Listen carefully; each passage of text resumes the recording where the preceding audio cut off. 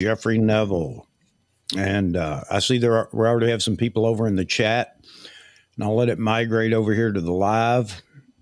Sounds like a fairy tale name. Thanks, Jeff. Oh, man. Yeah, we got quite a few people in here. All right. And we're live. Look, we can pinch our cheeks. We're live, man. We're not. No. Yeah.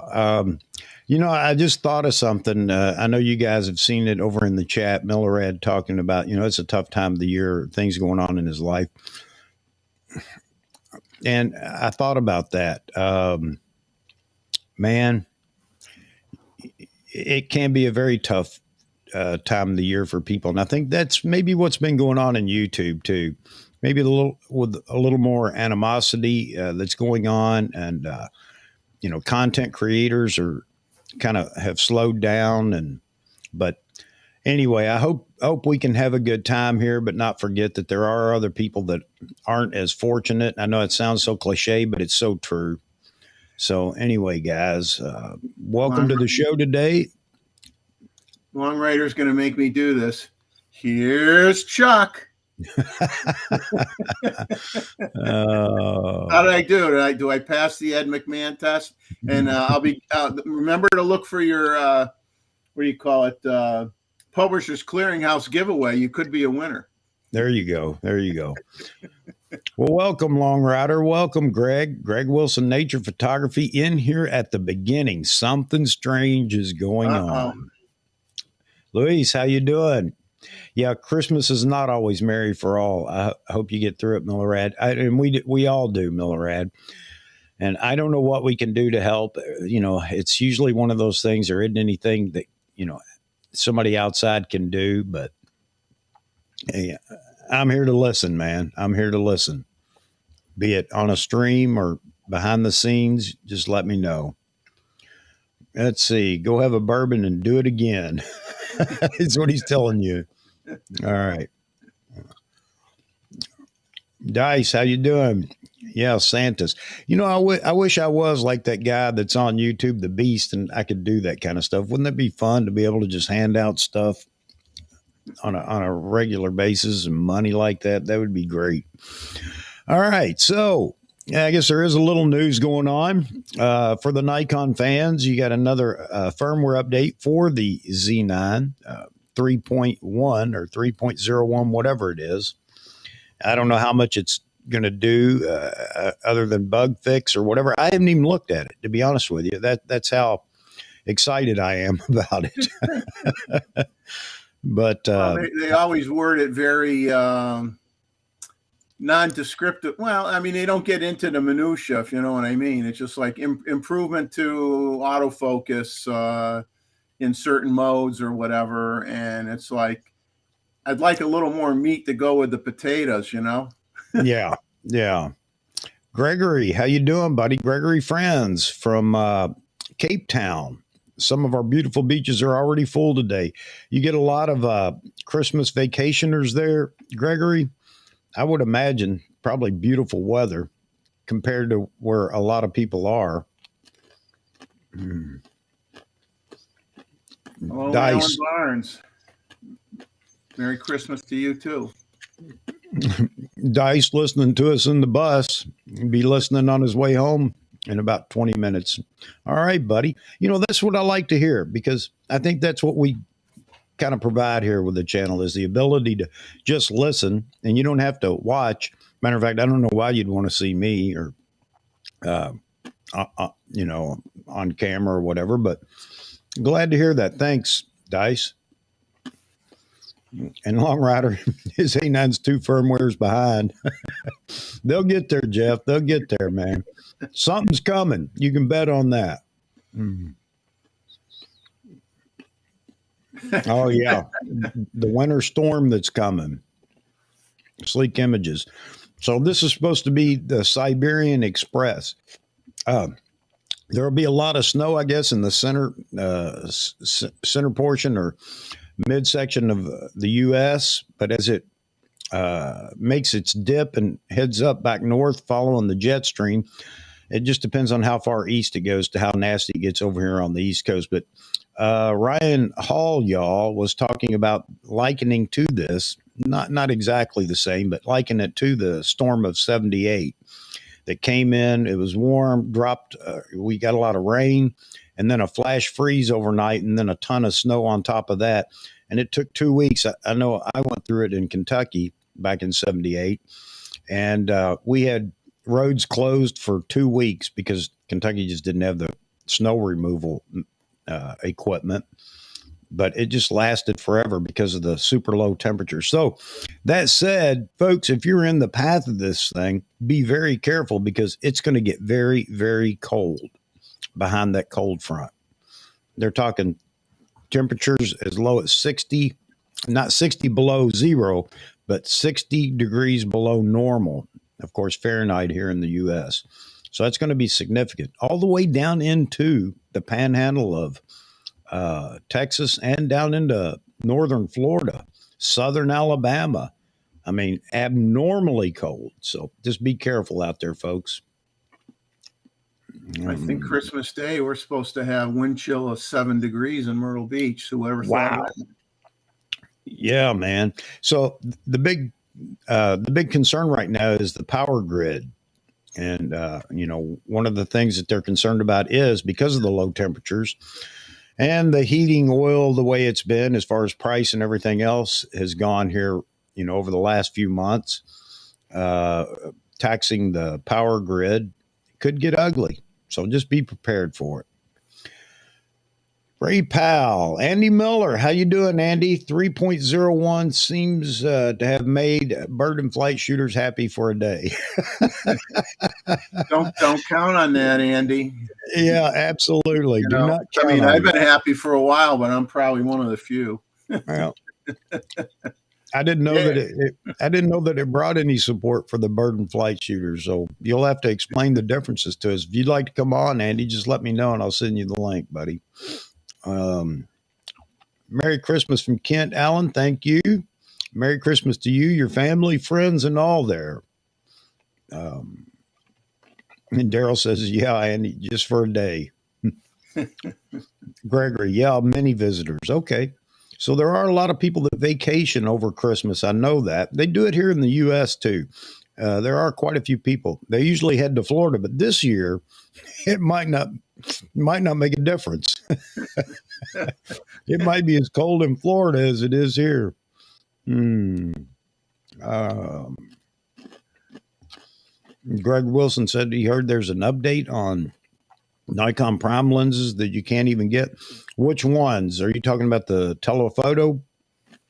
Well, they updated the so you could do linear manual focus in a linear manner on all the 1.8 lenses, but of course some of those you can't get because they don't have them, or they're not in stock or whatever. So it's great. I could get the update for a lens that I want that I can't get, but that's been the story all year, hasn't it?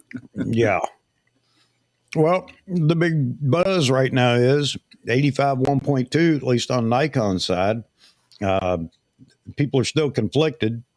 Everybody wants to believe that it's just around the corner with these two mishaps at Nikon, putting the, the warranty card on the warranty card, 85 1.2 instead of 35 1.8. At first, some people were saying, it's just a misprint. I don't know how you could do that, but anyway. But now that two have shown up, I guess it adds a little more credibility to. One, they need to hire somebody else that prints the warranty cards. Either way, whether it's a mistake or, well, it was definitely a mistake. But yeah, I think we'll see that lens soon, finally. Don't want to see the price, but I think we'll see the lens here before long. Well, I kind of chuckled that some people thought Nikon did it on purpose, and I can assure you, Nikon's not that tricky. You're right. You're right. They're not that clever to do that. That's probably not the best announcement campaign. No. Hey, boss, I got an idea. Let's misprint some warranty cards and let everybody know that we're going to announce the 85. So Luis says he didn't update his from 2.1 either. So somebody else must have made that comment. Sorry, I missed it. I was blah blah blah blah. For some reason, I was able. I wasn't able so far. I'll try next week with more time. Okay, I haven't updated mine either.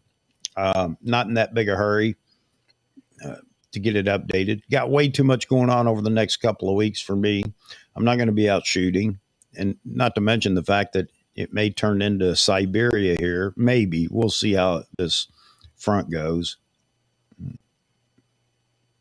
You might be able to get a lot of pictures of icicles hanging off your gutters. There you go. This is funny though. Dice is on a bus. He's listening to the show. Of course, he said, unfortunately, I don't know what he meant by that, but that or something along that line. He has to watch too. But he said not the correct headphones with me, so a few other people are listening too. Well, drag them in here, Dice. we say hello to those few other people. Please, yes, say hello to everybody on the bus from us, and maybe they'll get a kick out of that too.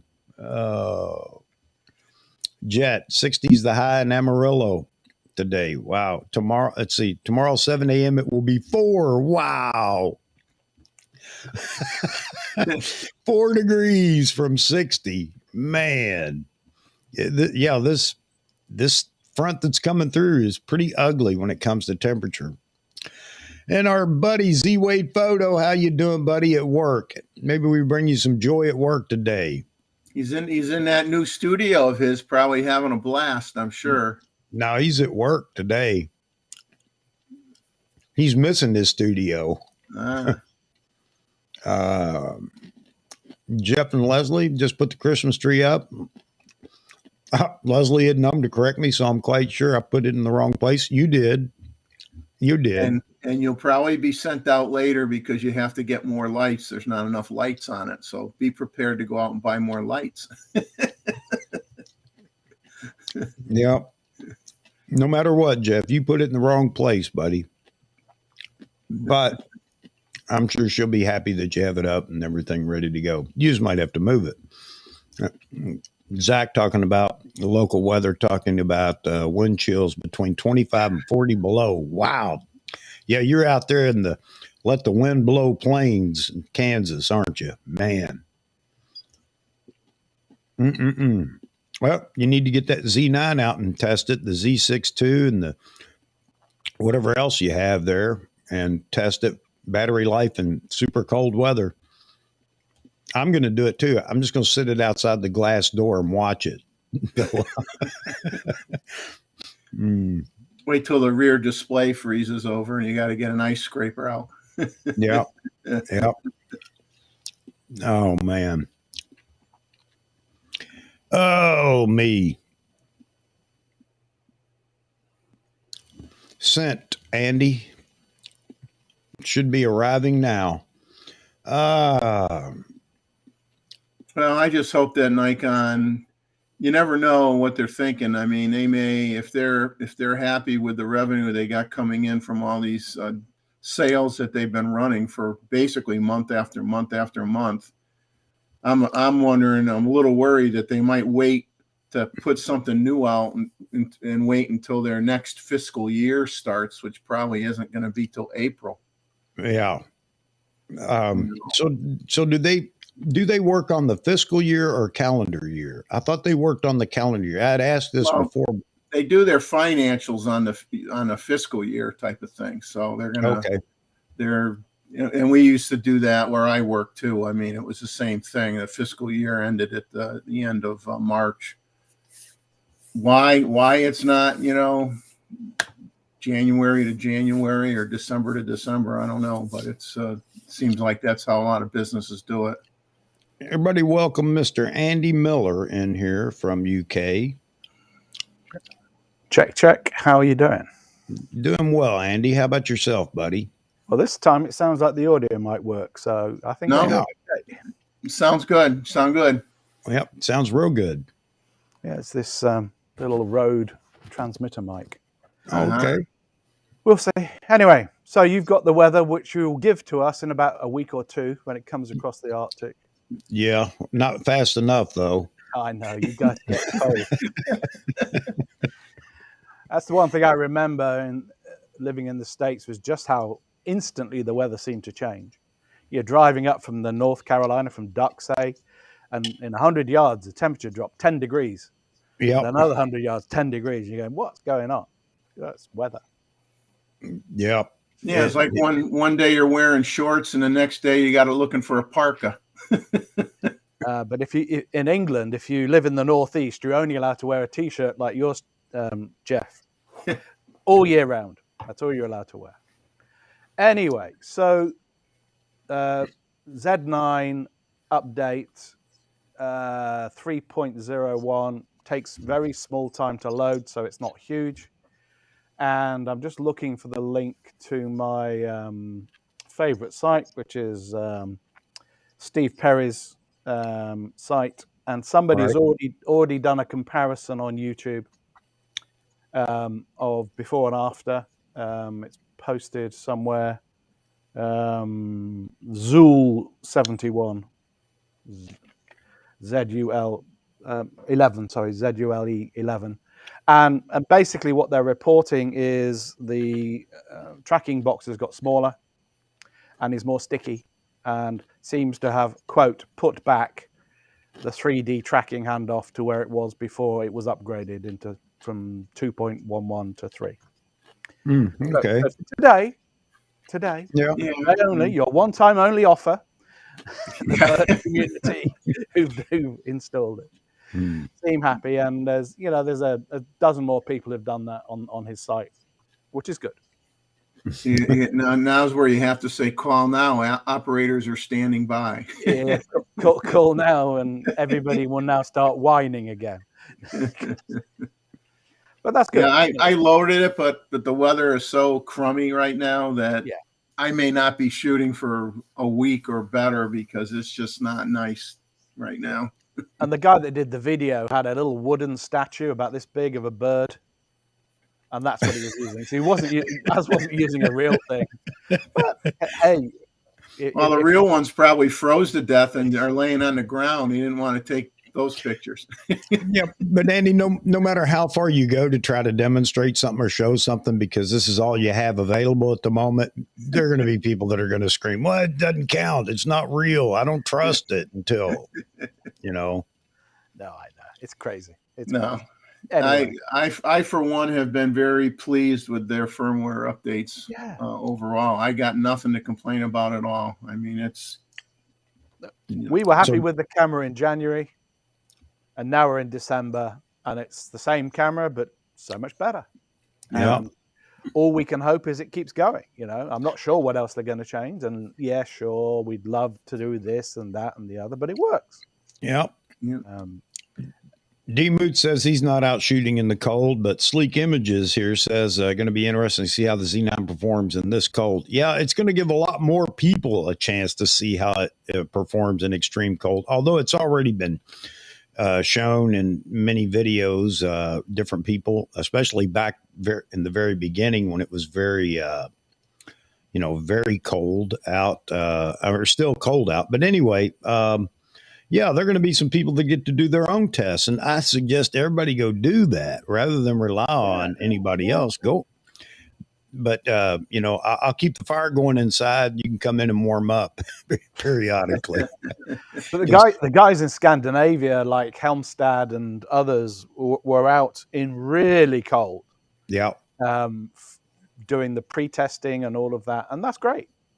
Good luck to them. I'm not doing that.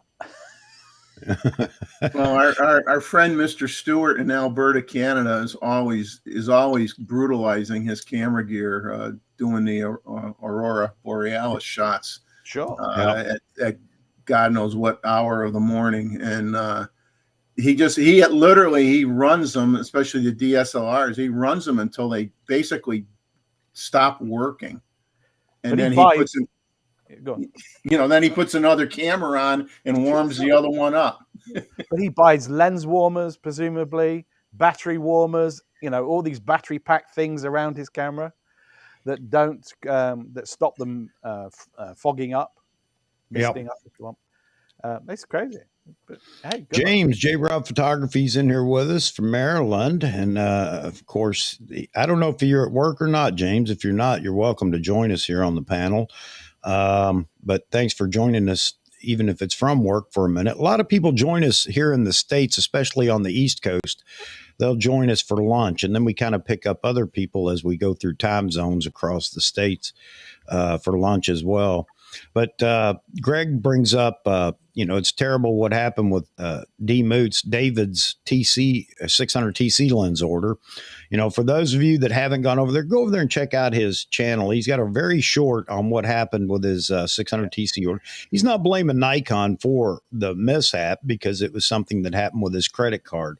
You know how it is. From time to time, something happens and you got to close your credit card and they issue you a new one because there's a report that maybe there was malicious activity on it or whatever. Anyway, I'll let him explain it over there in his video. But now I take umbrance with Nikon USA, as a matter of fact, too, because he is a Nikon USA NPS member. And, they couldn't do anything for him. They couldn't go back and, just let it ride the way it was until payment had to be made and let him change the credit card number. I just find it hard to believe that they couldn't do something. And in most cases, it may not be a big deal, but in something like this is a big deal. I mean, he's talking about possibly a year now delay on that lens. He didn't say that. I'm saying it. I heard from people that's not uncommon. That happens on Nikon USA a lot. Well, I wonder what happens because the camera store that I bought my Z9 from, they were, they didn't even call me until they had it in hand. And then I paid for it, of course. But my credit card company denied the charge. And they denied the charge because it was such a large charge. It was outside my home roaming area or whatever, things like that. But they were nice enough at least to say, well, we'll give you a few minutes, let you straighten this out. And it just took a phone call. So, I know it's a little bit different than what he's experiencing here, but I just got to believe, man, there is something that could be done because I'd be in tears. No, I'd be on here ranting. He was a lot calmer than I would have been if that happened to me. Yes. I'll tell you that. Yeah, he even titled it a mild rant. No, buddy, you were very mature. I would not have been. I hand it to you for being able to control your emotions because that would have really sent me over the edge. But anyway, he had to be on painkillers when he was doing that video. Yeah. I'm sorry to hear that.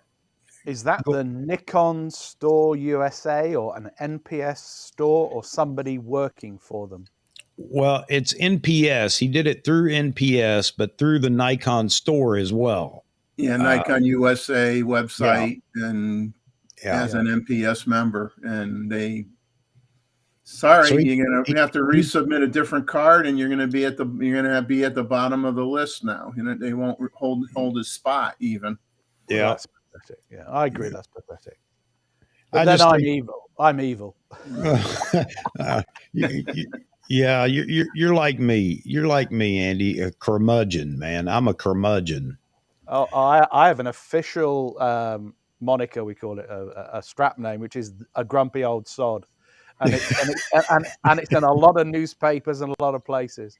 There's a guy on Steve's site that calls himself a grumpy old bird photographer.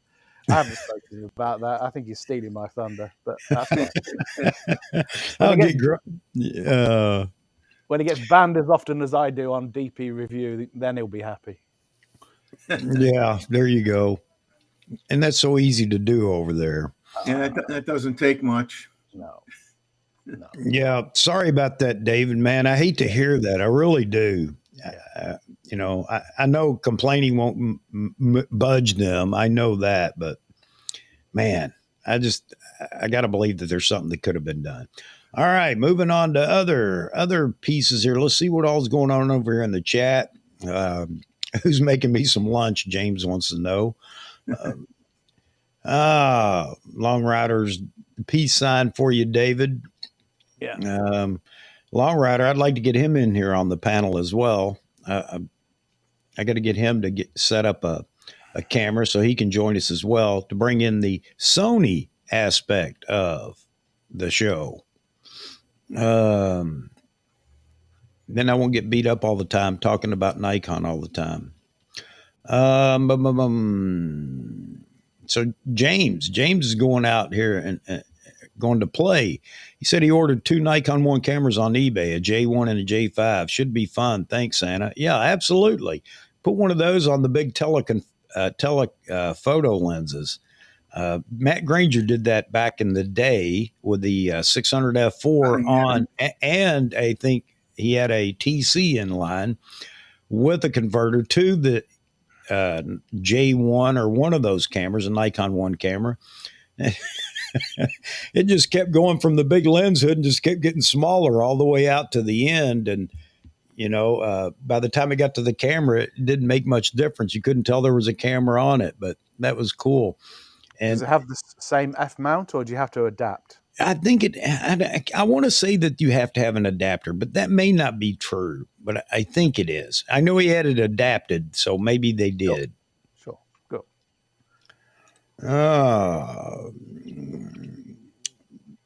And Greg Wilson wants to know what you're shooting today, Mr. D. Moots. Frozen birds. There you go. Hey, at least you'll be able to use a slow shutter speed. They're not going to be moving very fast. That's the time to go out when it's cold like that. You're not moving fast, and certainly they're not moving as fast. Long Rider says he almost bought a J camera 7 years ago. I was even looking on eBay about 3 or 4 years ago, looking at them too, because they'd come down in price, not near as low as I thought they were. They hold their value over there on eBay, maybe because there's so few of them to get hold of. I don't know.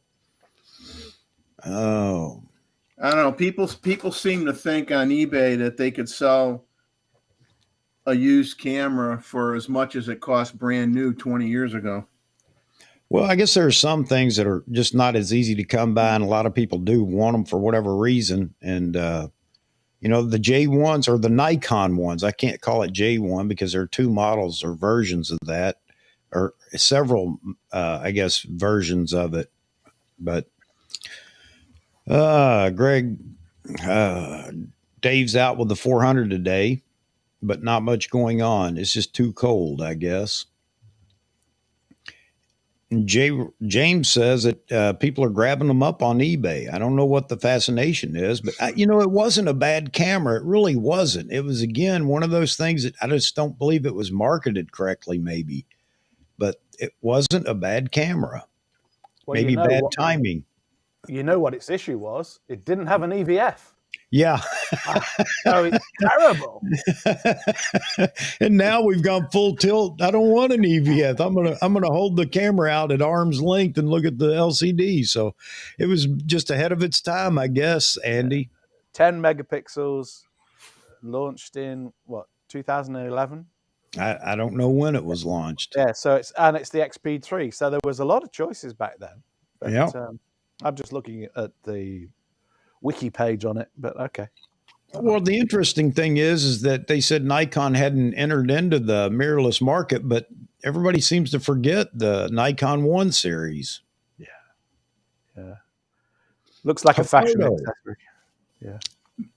How you doing, Huff? You've been posting a lot, man. Like your studio, doing a lot of work over there. We don't get to see you much anymore. You're too much work, not enough play, buddy. How are you getting on with your storage? One person asks Chuck. Okay. I have it up and running. That says it. Art says it all. I have it up and running. As a matter of fact, Bahagan helped me last night before. I can't remember. Time's a blur when you don't have anything you're supposed to be doing all the time. But anyway, I've got it up and running. My only problem now is, one thing leads to another. Now I need a dock rather than filling up the connections on the laptop. I need a dock so I can separate all this stuff. and open up connections. And Thunderbolt docks are not cheap. No. I mean, you're not getting off with the little, cheapie on B&H for $65 or whatever. We're talking 200 or 300. Yeah, you got to have is a 3-digit number. Yeah. So my only guidance to you, Chuck, is not to put your backup on it if you're using Time Machine. To create a separate partition or something. Your Windows or Mac? Mac. Yeah. So And I've got another drive, external drive that's 4 terabyte that I'm going to use specifically for a Time Machine. Because it will just fill it. It'll just keep filling it.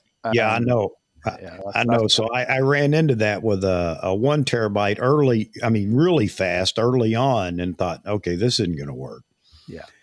And it's supposed to, I thought, eliminate all the old or whatever far back. When it fills the available space, it'll start doing that. Yeah. Okay.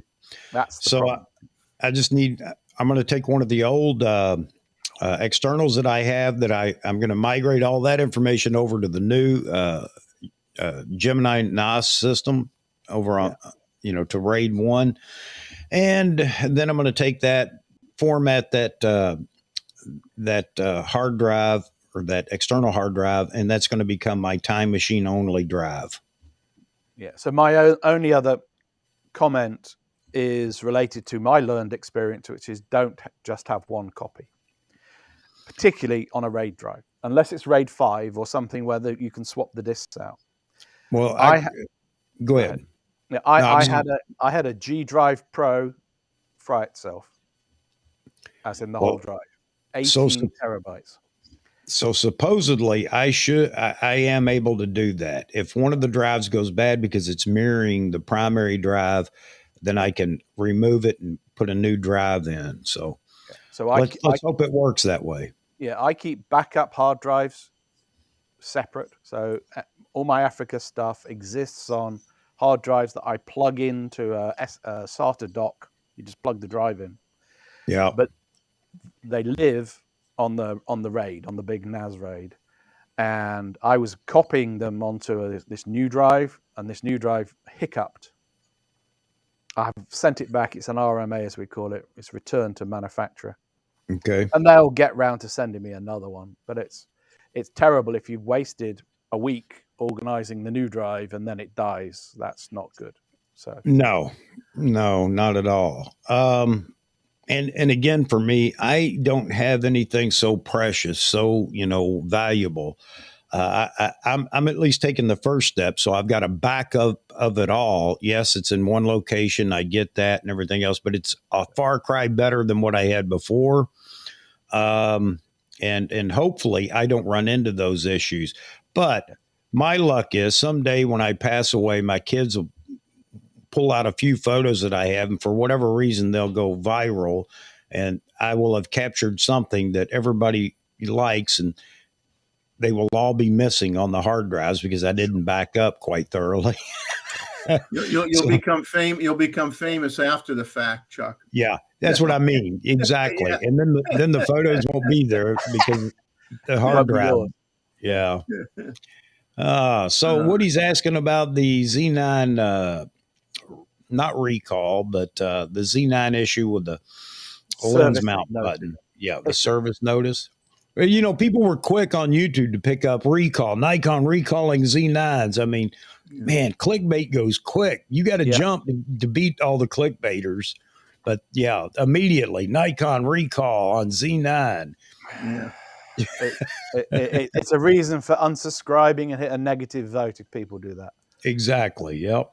So to me, don't complain when they're up front and say something happened and they want to take care of you. Be happy that they're taking care of you.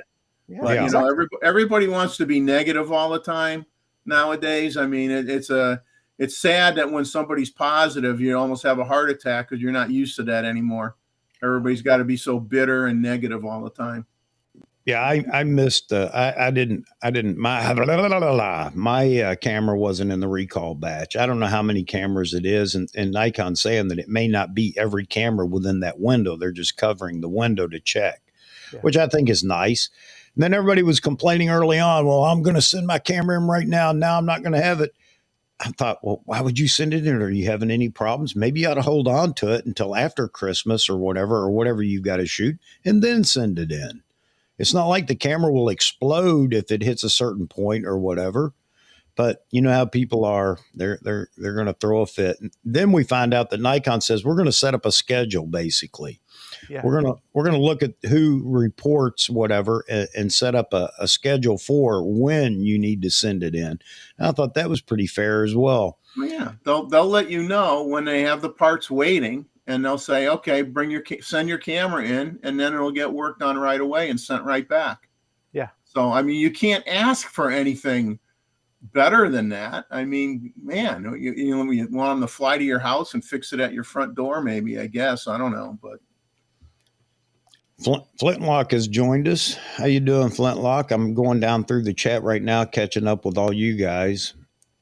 You guys got to tell me when I get too far behind so I can catch up. So here. Good. Michael McDermott, Merry Christmas, Happy New Year to you and your family as well, and to everybody on the chat. So I do have a question for you guys, which is about the Consumer Electronics Show in Vegas in January and how important that is to your market. And the reason for raising this is simply that our friend Mr. Hogan has written a crazy piece about it. It'll be a failure if everything doesn't arrive by the 5th of January. And I think it's counter to what he wrote not long ago. So I'm just interested from your perspective, how important is CES 2023? Well, one of the things is we're not going to get an announcement. I mean, it's pretty obvious we're not going to get any kind of an announcement between now and CES. Yeah. Would they announce at CES? I don't know. But I was just telling somebody, and I don't know what the camera is going to look like. But let's just take the Z8, for instance, here and talk about CES, Z8, and then WPPI as well. If there is going to be a change in body size, style, or whatever for the Z8, and I'm not saying there is, so people don't start shooting at me because a lot of people do want to see it change from the Z6, Z7 frame, maybe a little bit larger, not as large as a D850, but if that's the case, I think at CES, I don't know about CES, but by WPPI, that camera, if it's just being announced then, sitting under a glass case, you can't touch it, will be significant. It'll be the most photographed camera this year because everybody will be taking a photo of that camera sitting under the little glass box, kind of like they did with the Z9. And they've done with some other lenses and things over the years where you couldn't touch it yet. It was the prototype. But anyway, my point is, if it's significantly different than a Z6, Z7 body, I think it would be smart for them to get that out in the public as soon as they can. I don't think they can do it by CES, or I don't think they will do it at CES. Well, between CES and WPPI, which I believe is on the 7th of March, yes, you've got C+ in Tokyo, which is what Hogan and others were foretelling. Okay. Because it's before the end of the financial year for Nikon, would be when they would launch, logically, something significant or some things significant. And they're bound to do something there if it's big. Now, it doesn't mean they won't have a development announcement or something in January. I don't know. But I just found it was interesting that Hogan, and possibly a drunken moment, who knows, one can't, allegedly, not even allegedly, but who knows, he went off on one.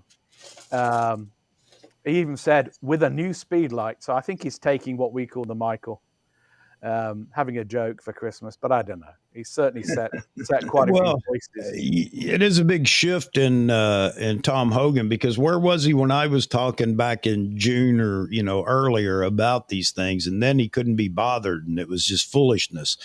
Yeah. And for him to make a comment like that, maybe it is a Christmas joke or New Year's joke. I don't know. Sure. Yeah. They booked a booth. That's really the point. Anyway, so from your perspective, it sounds like CES is something, but maybe not as important as CPPI. Well, I mean, I don't really get hung up on any of that stuff too much. I always just figure it's going to show up when it shows up, and I'm not going to. It isn't. None of this stuff is going to change my life. So it's. I haven't even checked to see if Nikon has a space there at CES. Yeah, they do. Which is pound 17914. It says here in the central hall. Okay. Yeah. And you can always fly to Tokyo for C+. That'll be fun. Yeah, that would be fun. More for the flight for 12 cameras and 57 lenses. Oh, man. All right. Hang on a second. Let me check mail over and see what's going on in case somebody has sent me a. So Dave Moots, did you have a problem with an Angel Bird? Is that what happened? Angel Bird card? Yeah, he had an issue with it. Yeah. Yeah. I've never ever, after the first attempt with them, I don't trust these cheap cards. I'm sorry. I'm a Delkin and they don't break, and they seem to work fine. Hey, your audio is popping every now and then. Yeah, when you get to the end of your, just before you stop talking, there's like a popping sound and it kind of clips. Is that better? Yeah, it sounds okay now.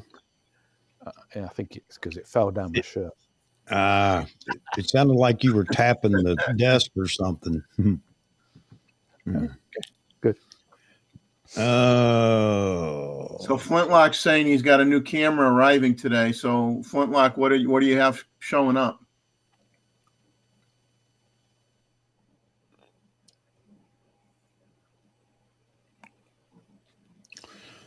That's the only problem is with the delay. So Flintlock back in 2000 and what? 003 maybe 2003. A7R5. Good for you. A7R5. Yeah, I had a Lexar CF that went off on me. I was in. There's your mic's popping again, Andy. Okay. You know what it might be? It might be too high up, and if you move your head, your neck is hitting the mic and making it make a noise. Maybe lower it a little bit. That's to move that. Oh, it's gone every way, but it's not Oh, good. we have a new participant. Vahagen's in here with his new channel, under his new channel, The Man Reacts. What's up, Vahagen?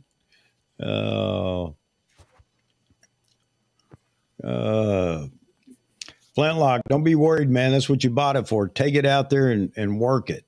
Yeah, just shoot it. Don't be one of those people. Yeah, use it. And hey, unfortunately, if something, better to find out while it's under warranty if something isn't going to work too. Yep. Stress, put it through the acid test, as they say, and make sure it works well in any conditions. That should be fine. Yeah, that temperature is rough for Southerners, no doubt about it. That's what Z Wade's telling him. That's people down in Florida don't have any way to heat, and if there's any kind of an extended cold spell, it's pretty cold for them. Well, they're all using like electric heat pumps and stuff like that. So I mean, their electric bill will go through the roof when they get cold like that. Yep. They'll have to take a mortgage out to pay their next month's electric bill. Well, that's the concern is with this extended cold spell, as far spread as it will be, is the power grid. Yeah. Big concern about the power grid. You've got so much on wires that get iced up, and the extra weight just pulls them down. Is that right? Well, that can happen as well, but not as often. The big concern is just overloading the power grid with all this cold. You know, it happens in the summer too, when we have these enormous heat waves that spread halfway across the U.S. At one time. It's a significant load on the power grid. The power grid's been talked about for years now. Sure. Updates needed and everything else. And Well, now, especially, all the windmills are going to have to spin 3 times as fast Well, to keep up with the power consumption. if they didn't upgrade it to add the cold water, the cold weather package to them, though, they're going to freeze up again. Yeah. That's the problem from the first time. They didn't pay the extra money for the cold weather package so that they wouldn't freeze up, and they probably haven't learned their lesson, and they probably didn't put the money into it again, so they'll probably freeze up again and have the same problems all over again. Yeah. Because they never figured they're ever going to get that cold. So you can't blame anybody for it happening once, because they never saw that kind of cold before. But that's going to be more the norm now for a lot of areas that weren't used to it. So you gotta change your approach.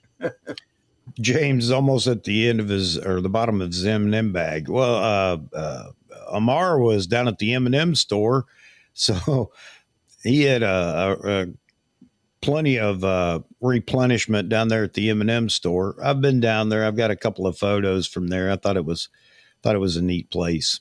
Yeah. Let's see.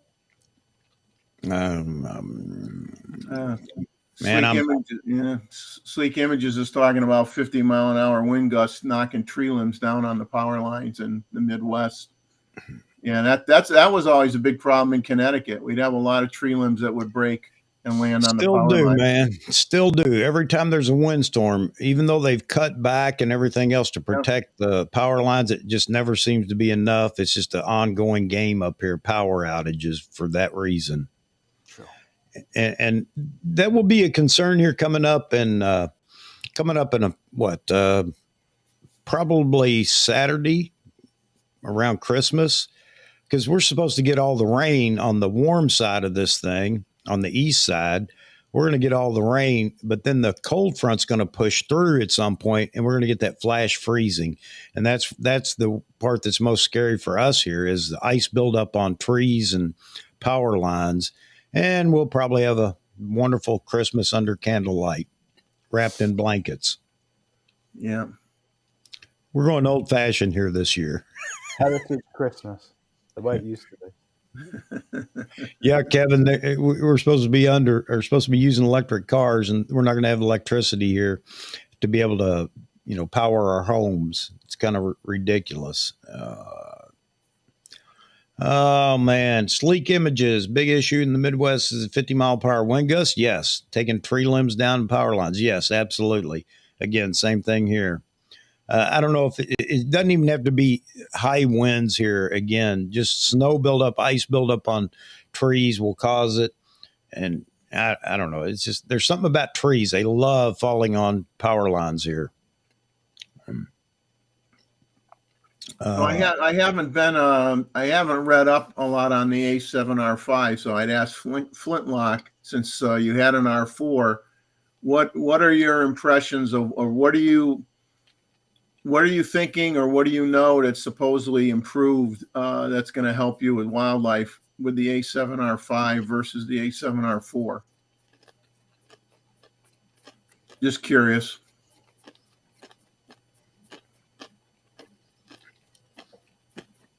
-2. Woo. Have fun, Mike. I don't know if it's going to get that bad here for us. I think it's going to turn north. It's going to hang a little farther west. At least that was the last prediction. And probably pass right past us on the western edge of Connecticut, right on up into Canada, back up into Canada.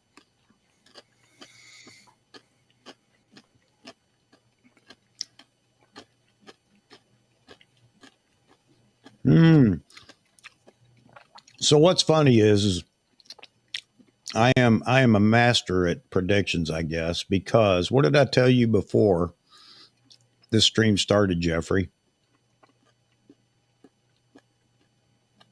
Well, you thought it was going to be slow. And it is. It is. I don't know why, but I just felt like I've been feeling like this leading up to Christmas and New Year's. I just think YouTube has slowed down too. and what's there can be a little bit angry. I don't know what's going on. We're in the holiday season. We just hit this point where I don't know if everybody's just tired and wants to take a break or what's going on. But the angry photographer has made everybody angry, I guess. It's trickled down. Yeah. Which one's the angry photographer? Not the crazy guy. Yeah, Ken Wheeler. Yeah. Okay. I thought it was the guy in Miami. I don't know the one in Miami. Ken's in Kentucky. Okay. He had a running battle going for a while with Jason Lanier, who is a Sony shooter. Was a Sony, whatever they are, Artisan, Angel, dog catcher, ambassador, whatever they are, just like, whatever Nikon is. But anyway, there was a long running battle. I don't know if you're aware of it, between him and the angry photographer, Ken Wheeler. And I think it actually got to a point where it was almost a legal matter.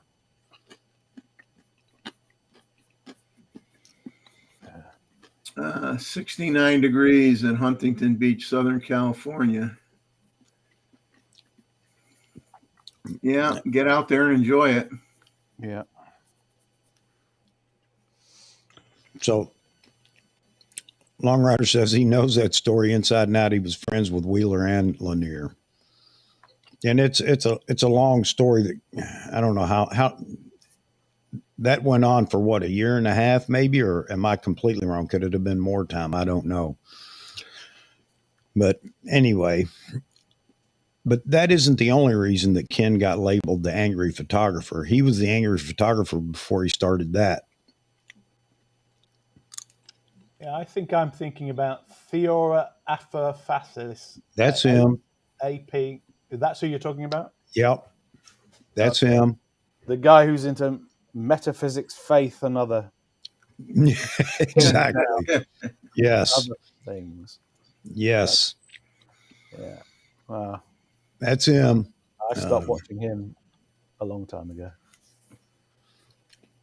Space People says, what happened to, well, I hit it. Where'd it go? Talking about him, says, what, oh, I keep hitting the wrong one, man. You guys are pretty quick on the button there as I go to push. Whatever happened to Jason Lanier's Me Too issues? I don't know. I don't know whatever happened to him. I guess he got back in good graces or better graces with Sony, but Sony had basically distanced himself from him there for a while because there were some significant allegations going on by, I guess, a model. And I don't know enough about it to pass any judgment on what was happening. I'm just saying that this was part of the battle. It got too cold outside. So you couldn't find any pigeons that were still moving. All the pigeons were frozen solid today. Yeah. No, actually, on my way home, I just got an email from Nikon MPS. They so after several phone calls and several emails, they took my new order and attached it to my previous order date. So Yes. I did not lose my place in line. Good. They knew I was going to rant. Good. It was not an easy process. Let me tell you, I can't believe. I wish it would have been easier, but it's man, what a pain in the butt. So you're going to update your mini ramp? Yeah, I'll have to do an update, I guess. Well, good, man. I'm glad to hear that. There's some joy for the holiday season. Yeah, it was really disheartening when I called and it initially tried. I was thinking, oh, it's going to be a piece of cake. They'll just update my card info in there, and no, they can't do that. So what a pain. So now you're back to waiting a year. Yeah, probably instead of 2. Jay Roddy wants some Popeyes now. No kidding, man. That's exactly what I had. No kidding, man. I'm a Popeyes fan too. Yeah, it tasted really good in that cold weather. I bet. So what's the temperature there right now? It's still in the 20s, but we're going to drop really quick tonight. What are they showing? Yeah, it's still showing around 30 here right now. But Okay. that wind we have a little bit of wind, so it's feels colder than what it is. But boy, tonight we dropped down to -7, so it's gonna get cold. Yep, it's going to be. Yeah. You find out tonight where your leaks are in your house as far as insulation goes. Yeah. Wind blowing below zero. Are you kidding me? It'll find every hole you have. That's no joke. Yeah.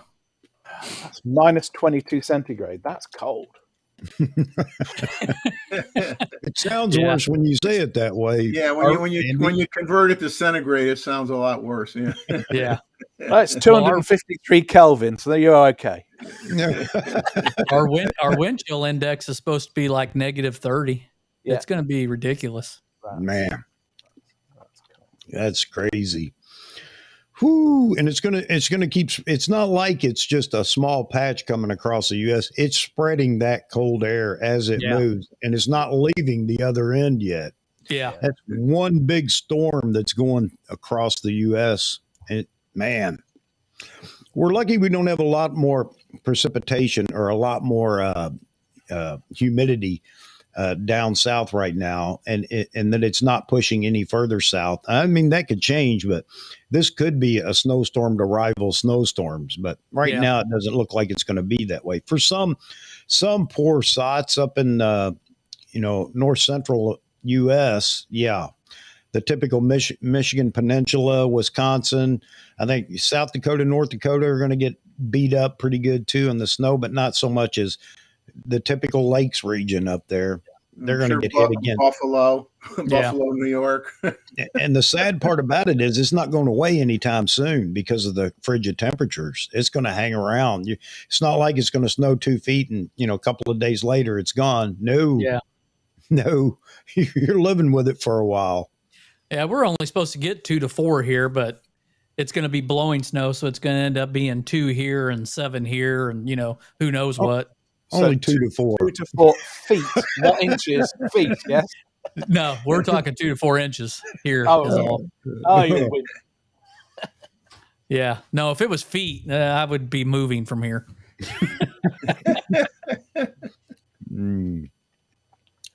It's getting cold. Well, then it would warm up, and you would get a tornado that would come through and just blow all the snow around again. Yeah, I don't know, man. I think Tornado Alley's moved south of us. We used to be right in it, but this year tornadoes were bad south of us. South, yeah, down south. It was bad this year. Are you in Kansas, did you say, Dave? Yeah. We're so used, we don't get too worked up over tornadoes. That's just commonplace here, so we don't worry about it too much. Yeah, Jeff, you guys are in the highlighted area for one of the storm tracks. I don't know which one, the European or GFS. I can't remember. But so that's one of the reasons that Ryan Hall had brought up the blizzard of 78, because this has every possibility of doing the same thing, but they weren't sure it would do that. But anybody that was in Kentucky in 78 knows that storm was unbelievable. Cold and lots of snow. Shut the whole northern part of the state down. Because Kentucky doesn't have any snow removal. It's not like Connecticut up here or whatever. I don't even think they have plows for garbage trucks down there, which was always the old standby for a lot of states. Yeah. Yep. Yeah, Jeff was down there for the blizzard of 78. It was miserable. And that's the reason I brought it up, Jeff, because there was one model that did look like it could do the same thing. But the thing that got us in 78 which is what I'm kind of concerned about up here, we got a lot of precipitation rain, and overnight it transitioned to sleet, and then we got a flash freeze, and it went to a solid sheet of ice over all the roads and everything. And then it snowed about 2 feet on top of that. And then they made the mistake of trying to plow the snow off the roads, and they just plowed it off the ice, and it made it 10 times worse. Yeah. Because they didn't have anything then that would melt the the ice in such cold temperatures. So it was just it was a mess, man. And again, they thought that could happen again with this storm. All right, enough about my storm prediction. I know Hafoto, if he's in there, he's a storm watcher. Yeah, he was in here earlier. I haven't seen him chat in a little bit, but he was here earlier. He actually reports on storms that are going on. All right. The Nikon Z 50 millimeter 1.8 is only $526 right now. Man. That's cheap for that lens. That's a good little lens. Mm-hmm. Hey, Kevin. Yeah, there was a lot going on back then. We used to, we did the same thing, man. We got to ride sleds and do all kinds of crazy stuff for about a week and a half because school shut down. So it was a lot of fun for us, not for anybody that was trying to go to work or do things they had to do. Well, you won't believe this because you're going to say, how do I fit in that car? But back in that time frame, I had a Fiat X19 sports coupe that couldn't have been more than 2 inches off the road. And I was driving home in that blizzard, and I had 2 state plows in front of me. And I just followed the plows pretty much all the way home on the highway. I mean, I still had to make it through the back roads, when I got into the town I lived in. But thank God I had those plows in front of me because there were cars on both sides of the road that were they weren't going anywhere. I mean, and I just got lucky, timed it right, and I made it home and survived it. But not the right car for winter driving. You were in a motorized sled, is what you were in. Yeah.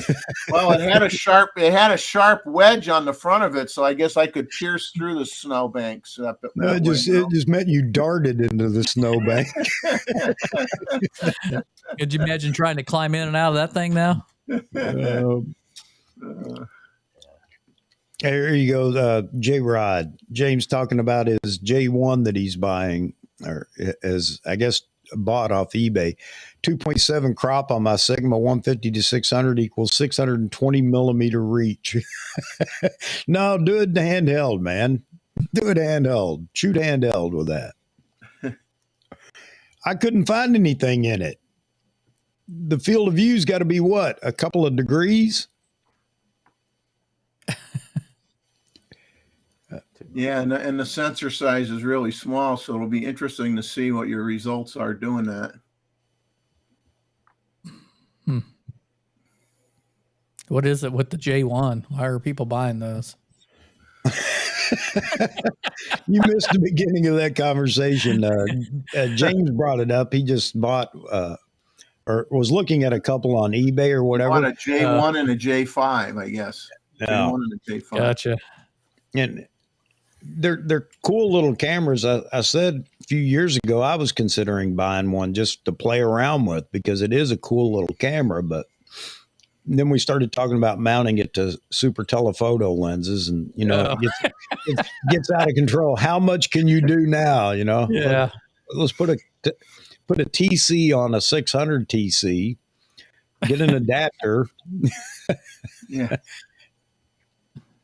but we can't mount that way. You can't go backwards from the Z mount. Yeah. Yeah, you're getting an FT1 adapter from Nikon. Fox Trot Tango. Okay. Shooting video with that. There's no way it won't have massive shake in it. Sure. Yeah. It will. But it'd be fun to do it.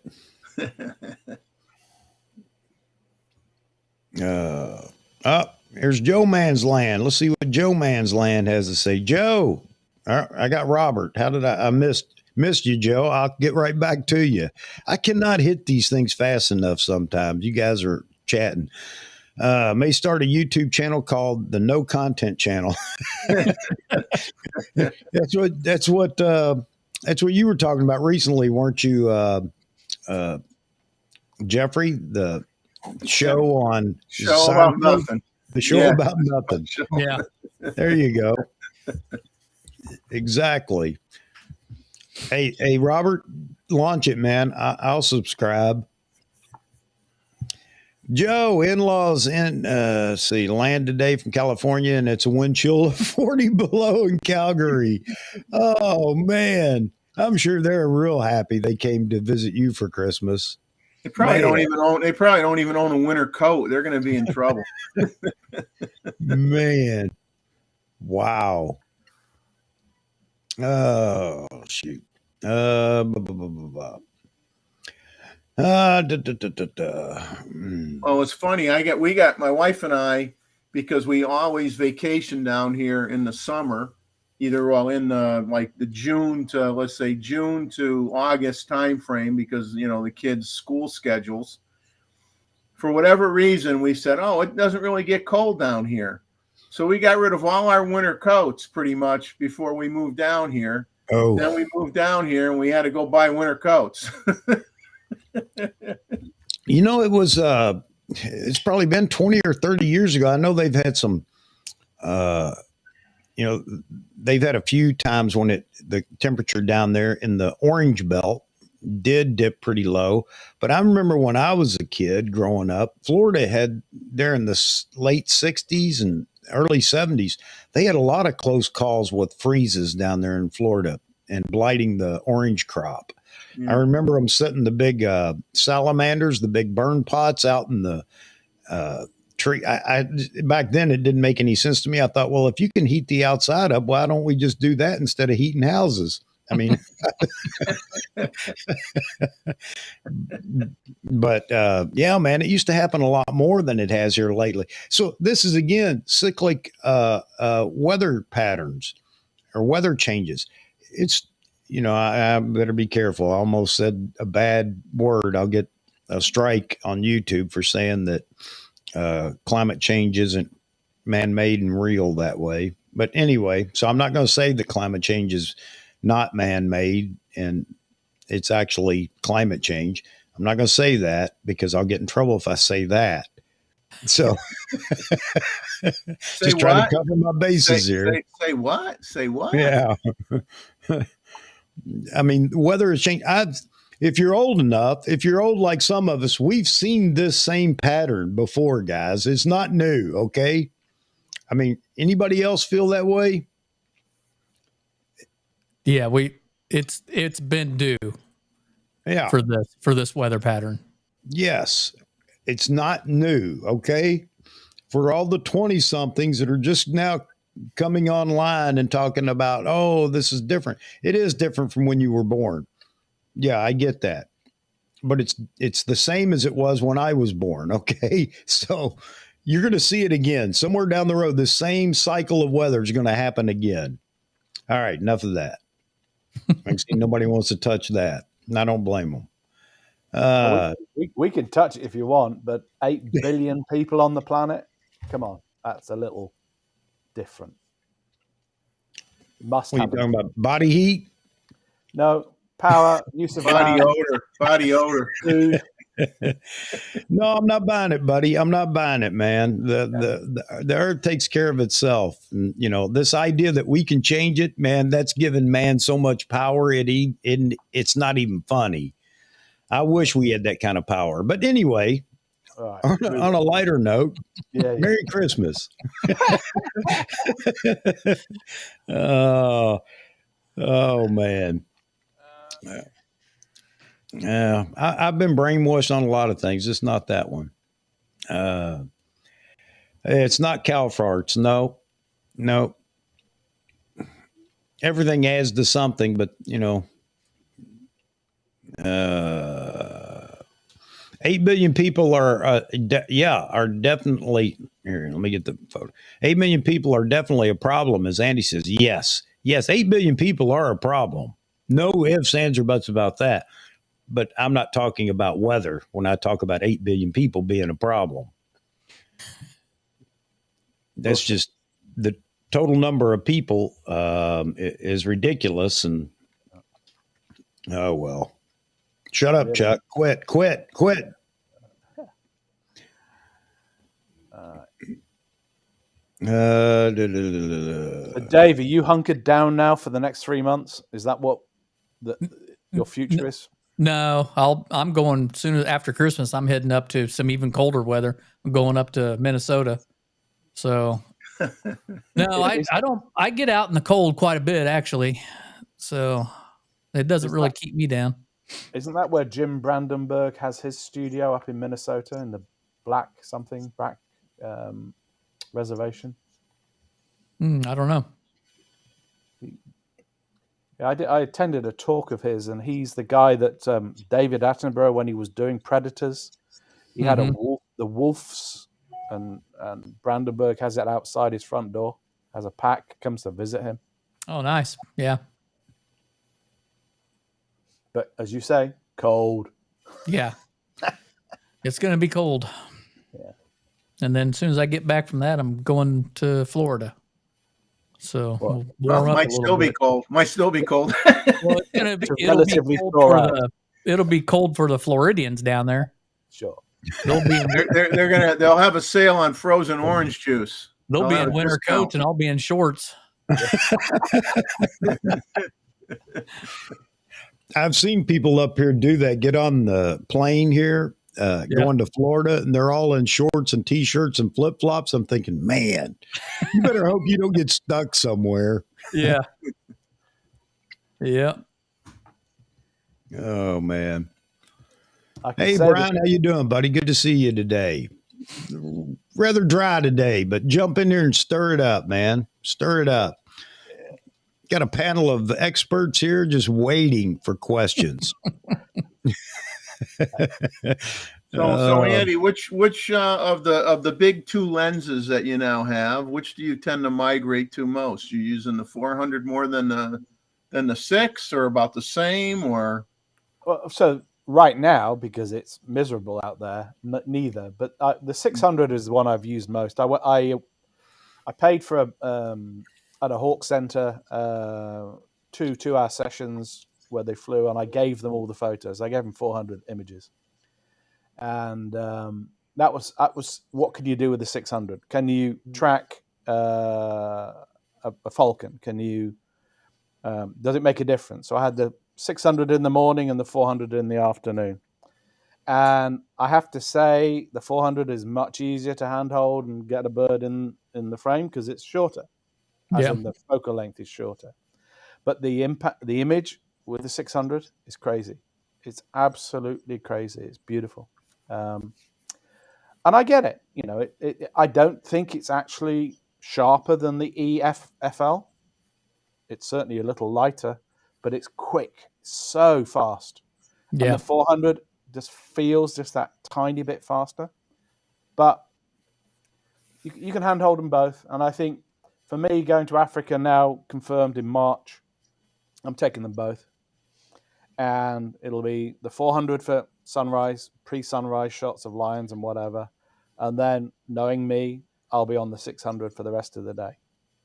Yeah, I mean, I would think the 400. Well, anything with the shorter focal length would focus faster a little bit. You're not traveling as far with the rail system. I think it's just you're moving so fast to keep the bird in the frame is hard enough. And then with the 600, I certainly wasn't using the TC on the 600 at all until the bird had settled. Yeah. And then I've got my FN3's DX crop, so you just zoom it a bit just to make sure you're in shot. But I just, I'm not going to say anything negative about the lens because there's nothing negative to say. Yeah. They're just wonderful. I have taped down the control ring because I did accidentally push it into f22. And that's just, I'm not used to how I hold it here. I don't hold it out here as some people do. And that's where that control ring is. So now it's taped down. Even if I turn it to off, I've got other settings that it's not off. And I'll just... So my pictures of a red kite, which are really close as well, look not as good because they were shot at f22. And gosh, no, I could look it up. Some ISO level that some people would scream about, but I don't care. these days because you can produce good results. You just don't print them as big. Yeah. MapQuest. Yeah. I was just going to say, is that a Nikon thing? Because, I'm an old guy, non-techie. I still do it.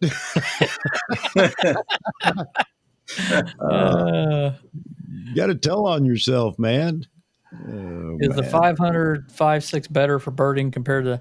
I guess it depends. The 500 PF is faster focusing, lighter weight, and image quality is pretty close. They're both really good as far as image quality.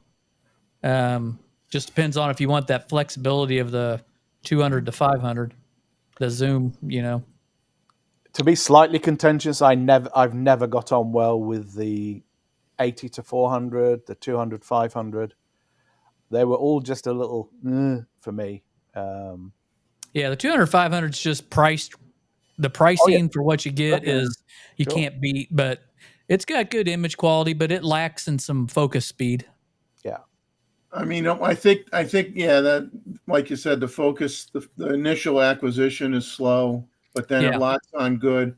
But for me, I got frustrated with I couldn't rotate my hand like this and go from one end of the range to the other. Yeah, it's got a long throw. Take my hand off the barrel and then do it again. Yeah. I Yes. And the lens hood on that 200 500 is not known for staying on real well. Yeah. It likes to fall off. Yeah. That's why I like the Zemlin hoods. They're really cool. Carl has done a great job with the hood for the 400 and 600. I'm just looking for one here. I sent him the measurements for the 600, and he'd got a client in Florida with a EFL, and he said, who had actually has got a 600 TC, and he just, that client moved the hood from the EFL 600 to the TC, and it fitted perfectly. And I got mine, and they're perfect. They're just great. And they don't cost $1,000, which is the other key thing. All right, gentlemen, I got to go to the little boys' room. I got to put on a pot of coffee because I did not start one before the show. Big mistake. Big mistake. Unheard of. And I only had the one cup that I have with me, of coffee. So anyway, team heads here, like number 17. All right, man. All right. All right. Hey, guys, hold down the fort. I was going to say don't burn the place down, but, if you got to do it to liven things up, well, you got to do what you got to do. All right. I'll be right back, gentlemen. I think I'm going to switch over to coffee myself. I'll be right back as well. Okay. And I need to understand, is the word moon pie a code? Mr. Z Wade? Does that stand for something? Or is that just a bakery product? No, it's a bakery product. Yeah. I mean, I enjoyed the 2 to 5. I mean, I had that on my D850 for a while, and I sold it with I went and I sold it with a D850. I had 2 D850s. I sold one and the 2 to 5. And a smaller micro 4/3 mirrorless camera that I had to help finance the Z9. So I still got the one D850 body and the Z9, but but I mean, for the money, it's a phenomenal lens. I mean, if you're a beginner and you just aren't walking around with wads of cash, I mean, that's a great starter lens. I mean, there's no doubt about it. I'd go beyond that. I think it's more than a starter lens. I think it's a good lens, but I wouldn't expect, when and if the 200 to 600 comes out, I would not expect it to be a massive step up from that 200 to 500. No. Hopefully they can. Well, we'll see what they do for weight, and we'll see what they do for the throw. I mean, the throw was kind of the throw bothered me more than the initial acquisition, I think. So this is the 100 to 400, and that's it. It's literally that, which is perfect. It's all you need, because it's not like you're saying, I want it to be 211. Can I get that 200? No. You're just trying to move it as you shoot. And so if you're holding it here, that's great.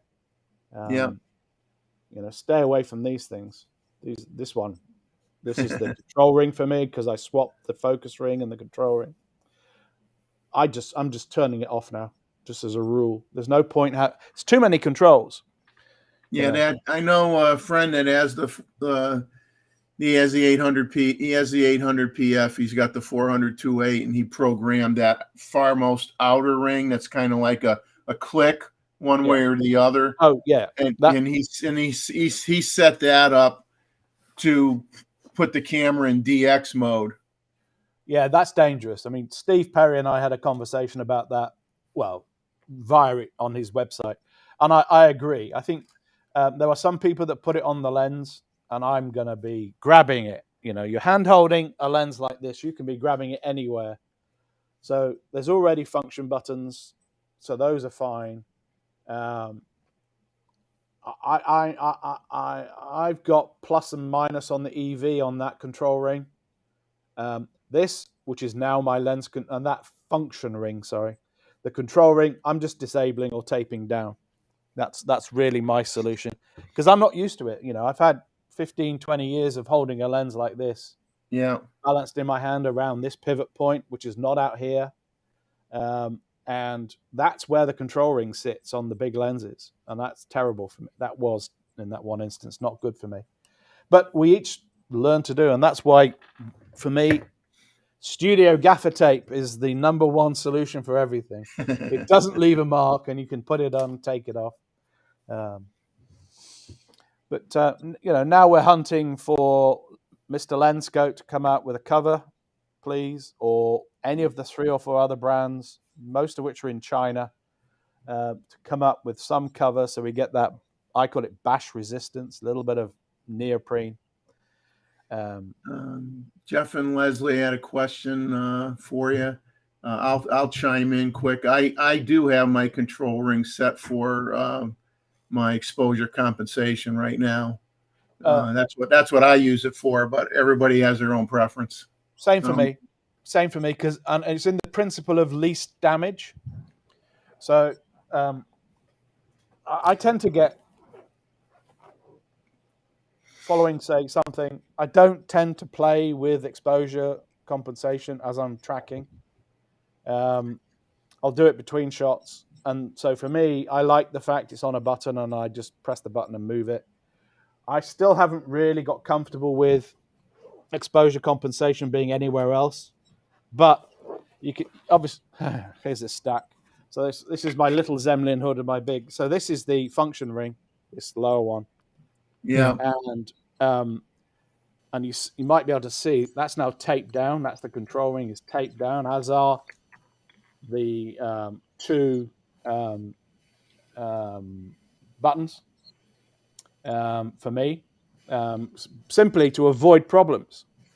Yeah. I might tape this down. I might tape, because if I'm not using it and I don't have a real reason to use it, I might tape it down. The good news with Lenscoat is it covers it and it stops it getting as easy. But if I'm there and I'm shooting and I just happen to be holding it here, sorry, let me get rid of it. I've got too much on this. Greg, to answer your question, yeah, I have it programmed like that on my 100 to 400. Correct. Yeah. For exposure compensation? Yeah. Yeah. So for me, that's how I hold the lens. And therefore, that's right underneath where my hand is. That's less dangerous, but still in semi-dangerous territory. And it sits perfectly in the hand. This is the one Dave's waiting for. Is that the 600? Yeah. Dave might contact you after the show. He's going to reach on that. He's going to reach through the camera. No. He might make you an offer on that. But Zemlin, Carl made. I this time because the shipping cost is stupid for us. I bought the shorter one and the standard one. Nikon's already made this hood much shorter than the previous one, which was out about here. Who makes those lens hoods again, Andy? Carl Zemlin. Is that where's he located out of? He's in the States. He's Zulu Echo Mike Lima Indigo November. That's okay. Bastardization of phonetics.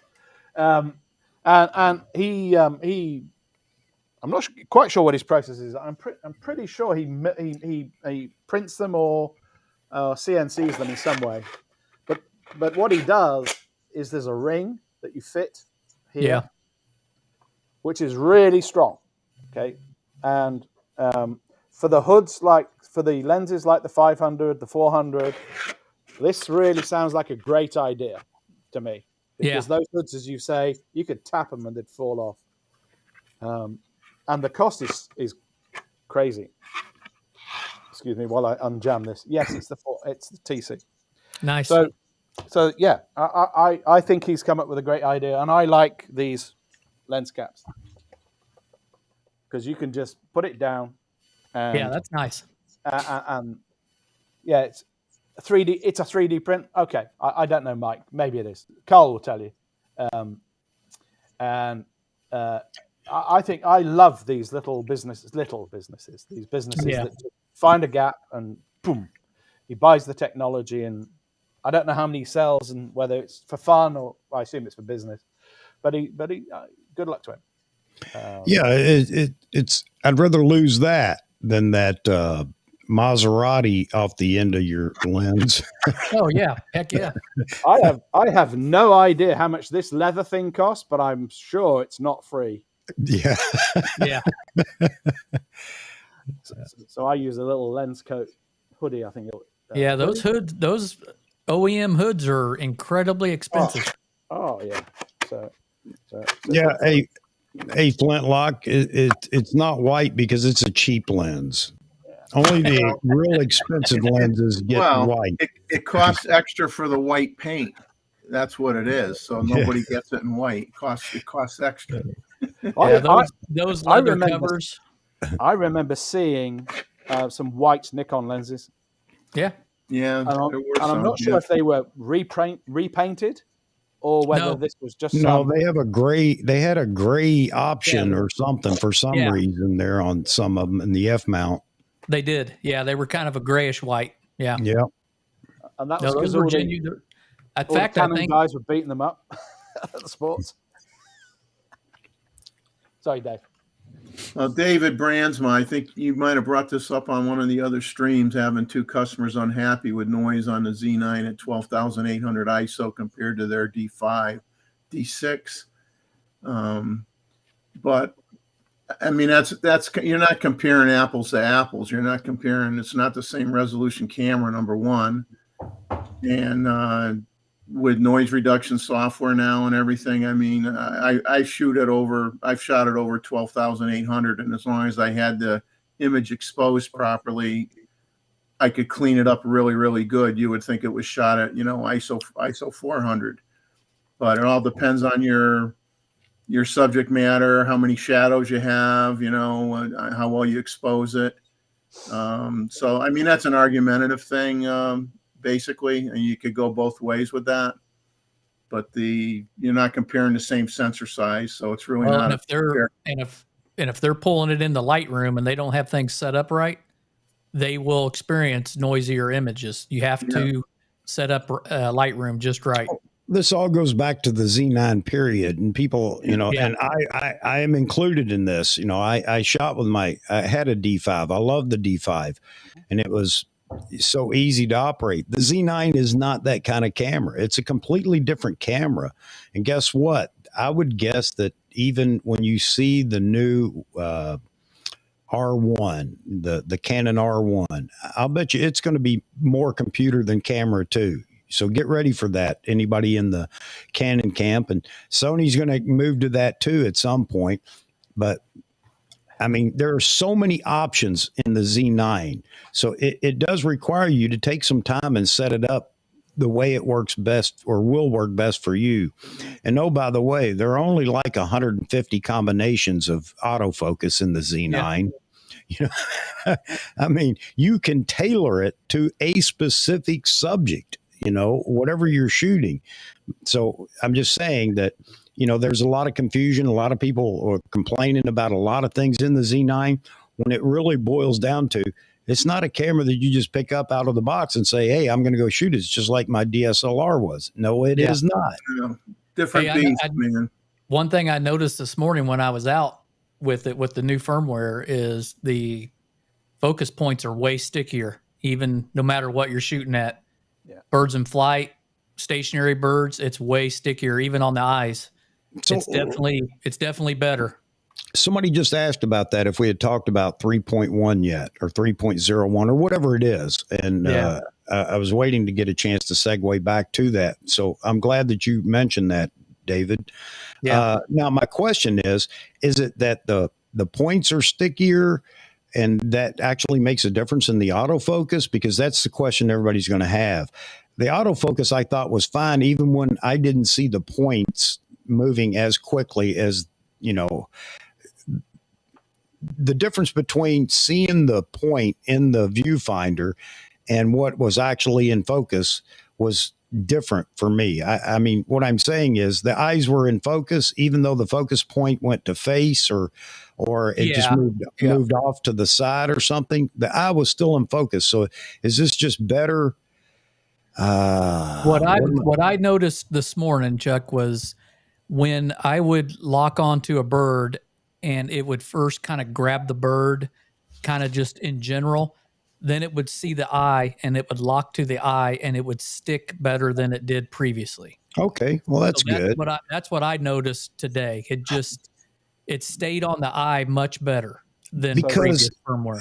That's important because it just instills confidence when you can see the focus point on the eye, even though the eye may already be in focus. At least that was my experience. Yeah. But people get wrapped around the axle of, well, the focus point wasn't on the eye when I snapped the picture, but the eye's in focus, right? Yeah. I'll tell you what it reminded me of a lot this morning when I was shooting it, and I really liked that camera, was the R5. It was super sticky like that. And then when I was shooting at the Z9 this morning with the new firmware, it reminded me a lot of that. It really was different. I could tell right away. So what we have now is an opportunity to take away one of the arguments too. The autofocus isn't as good, and it was just like Z Wade saying, the refresh rate on the EVF is better. It's keeping up with what the camera's actually doing, and I think that was the case before. The refresh rate, it's not the refresh rate. It just the AI in the camera for keeping the focus point in a certain location. It wasn't as fast to move to or stay on or whatever. So that's good news. And I haven't updated yet, so I got to do that. Yeah, so in the beginning, what you saw when you looked through the viewfinder was a focus point that lagged behind, but your image came out sharp. You know what else I noticed? Not so much now. You know what else I noticed too? That, the last firmware, a lot of people were complaining that the autofocus system wasn't working as good, but what it was doing was it would send up a bunch of little boxes and then it would lock in. Yeah. People were complaining about that, thinking that it didn't know what it was doing, but what it was doing was really trying to focus and lock in on your subject.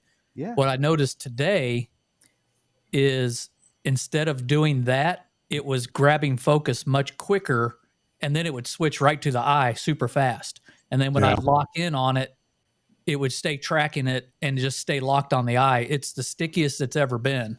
So David, are you using wide area or are you swapping into 3D? So I'm using wide area with tracking. Yeah. Back button focus. Sure. I did have my shutter button hooked up to focus without tracking, just in wide area.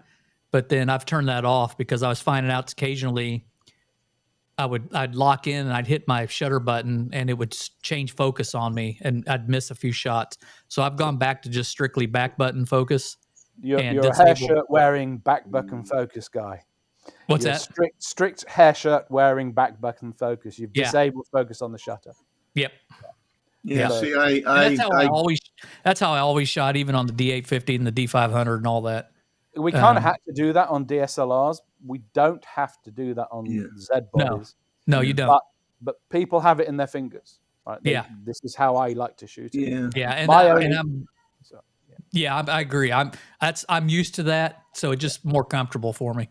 Sure. I got to be different, I guess. I have the back button set for wide area large, and then I have my shutter button set to switch over to 3D when I want to.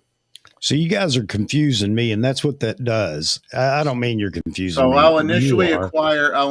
acquire a subject using wide area large, Yeah. and then once that has acquired the subject, I will switch to 3D tracking, and it will follow it. And then you're using the shutter button for 3D tracking. Correct. Is that right?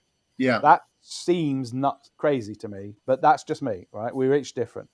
Yeah. For me, I use the shutter button to initiate whatever autofocus mode I want, option I want to be in.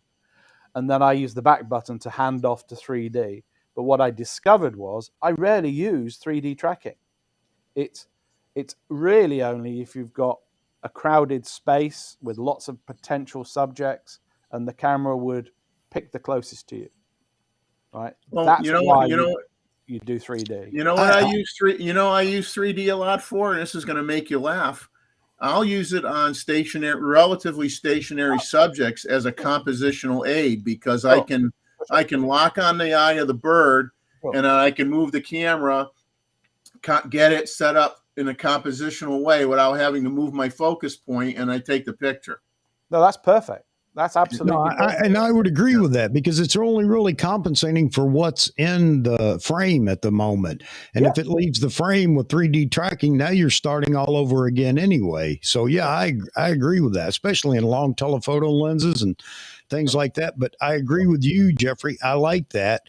It's fine even for little movements. While the bird would stay in frame, we'll just use a bird for an example here. And he may not move completely out of frame, but as he moves, the 3D tracking will stay on it when it's a stationary. So I agree with that. Sure. Yeah, I mean, I use it more for compositional reasons, I think, than anything. I mean, because you've got your, let's call it, thumb on the AF on button, the back button, the shutter button doesn't take over. If you start with the shutter button, you can hand off, as in press another button. Yes. And those buttons take over. Yeah. Where it becomes slightly problematical is when you go from, say, the AF on button to a function button. That's where you need what's called focus point persistence turned on. But even then, there's a risk that it drops what you were focused on. So for me, Luis, go on. Luis has a question here, and I can't answer it confidently. Is it possible to go to 3.1 without first uploading 3.0? So if you're it's going to load everything prior. Yeah. Okay. As you're putting 3.1 in, it backtracks, and it's going to put all the other stuff in there that you don't have wherever you were, wherever you were at. Yeah. You can skip to the latest one. Okay. The most important thing with any upgrade to 3 is the camera will look like it's turned off while it's still upgrading. Leave it alone. Yeah. Just start the process, walk away, go and do something for 15 minutes, and come back. Okay. 3.1's not horribly slow. It took a little bit. Not from 3. But yeah, not from 3. Yeah. Correct. Yeah. So if you're going go make a sandwich, make a sandwich and come back. Don't rush it. Yeah. Don't Luis, get another button. Don't stop it in the middle. Don't turn it off. Turn it on. Don't mess with it. Pick it up and mess with it. Just leave it alone. Leave it alone. So the point there, Luis, is if you're at 2 point something or whatever, it's going to take a while, because that 3.0 took quite a bit of time to upload. So just be prepared for that. Nothing's wrong with the camera. It's abnormally long for anything you may have updated before. Make sure your battery's fully charged. Don't have the thing ready to die and do an upgrade. Make sure your battery is charged. The guidance I've heard and stuck to myself is this: save your settings first. So save to card. Yep. Do the upgrade. Load them again, but then run through all your My Menu items, because some of the names have changed, and run through all your button role allocations. Okay. And this is one of those times I'd say I agree with that 100%. Is now with the Z9 is save all your settings to the card, because if you've spent any time setting your camera up, Yeah. You've gone through multiple buttons and things, changes to buttons and everything else. If you have done that, you're going to cause a nightmare when you update the firmware, because it's all going away. But I did read something, Andy, about even it doesn't really matter if you've changed anything at all.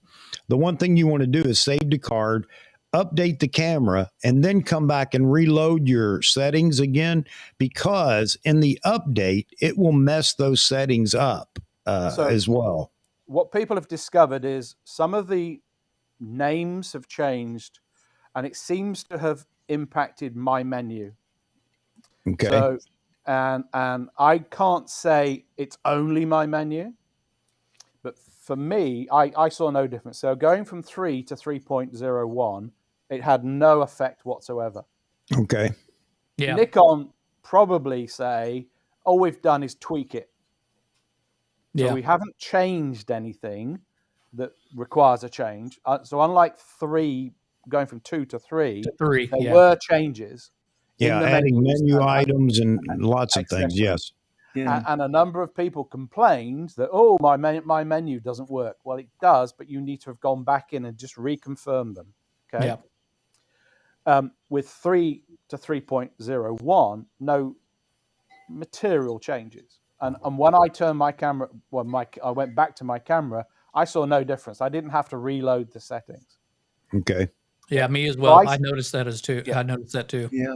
I save it to the card, and then I copy it off the card and put it somewhere on the hard drive, somewhere, for both cameras. But when it went from 2 something to 3, it definitely looked like the camera shut down halfway through the process, and it hadn't. It was still doing it. Just the LCD turned off and the top display turned off. Leave her be, please. 15 minutes at least. Yeah. Yeah. Be patient. Yeah. Which is not our forte. No. I thought that was just bird photographers.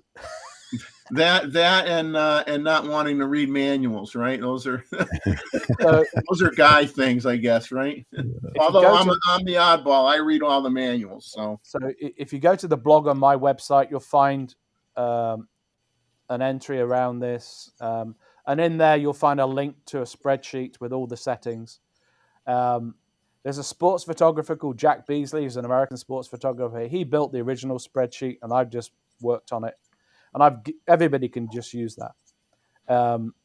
That's got all the 3. It's been updated for 3.0. There's no change in 3.01. And yeah, well, you can always press this. There's a question. You see the question mark button somewhere on this thing? yeah, You can always press that and then get really confused. Yeah. Because it throws up. At least I will admit that I read the instructions. I'm not going to lie and say I don't read them. I did. My question is, do you read all the instructions? Because there are sections in there that, like, I'm not going through this. I read the full PDF, the full version of the Z9 manual twice before I ever got the camera. And I wrote down everything I was going to set my camera to, and I typed it up on a piece of paper. And when I got that camera, I just pulled up my file and I went in and I went click, click, click, click, push, push, push. I was done like that. That's not a manly thing to do, buddy. That's what an engineer does. That's what an engineer does. That's true. I get it. Did you read the supplemental firmware update manual? Yes, I did. Okay. Yes, I did.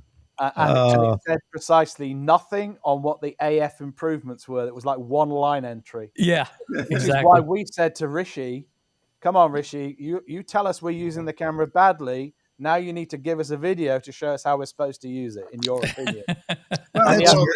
They didn't give you any description on this 3.01. They just said improvements to AF large and medium and small and C1 and C2 and that was it. Autofocus improvements.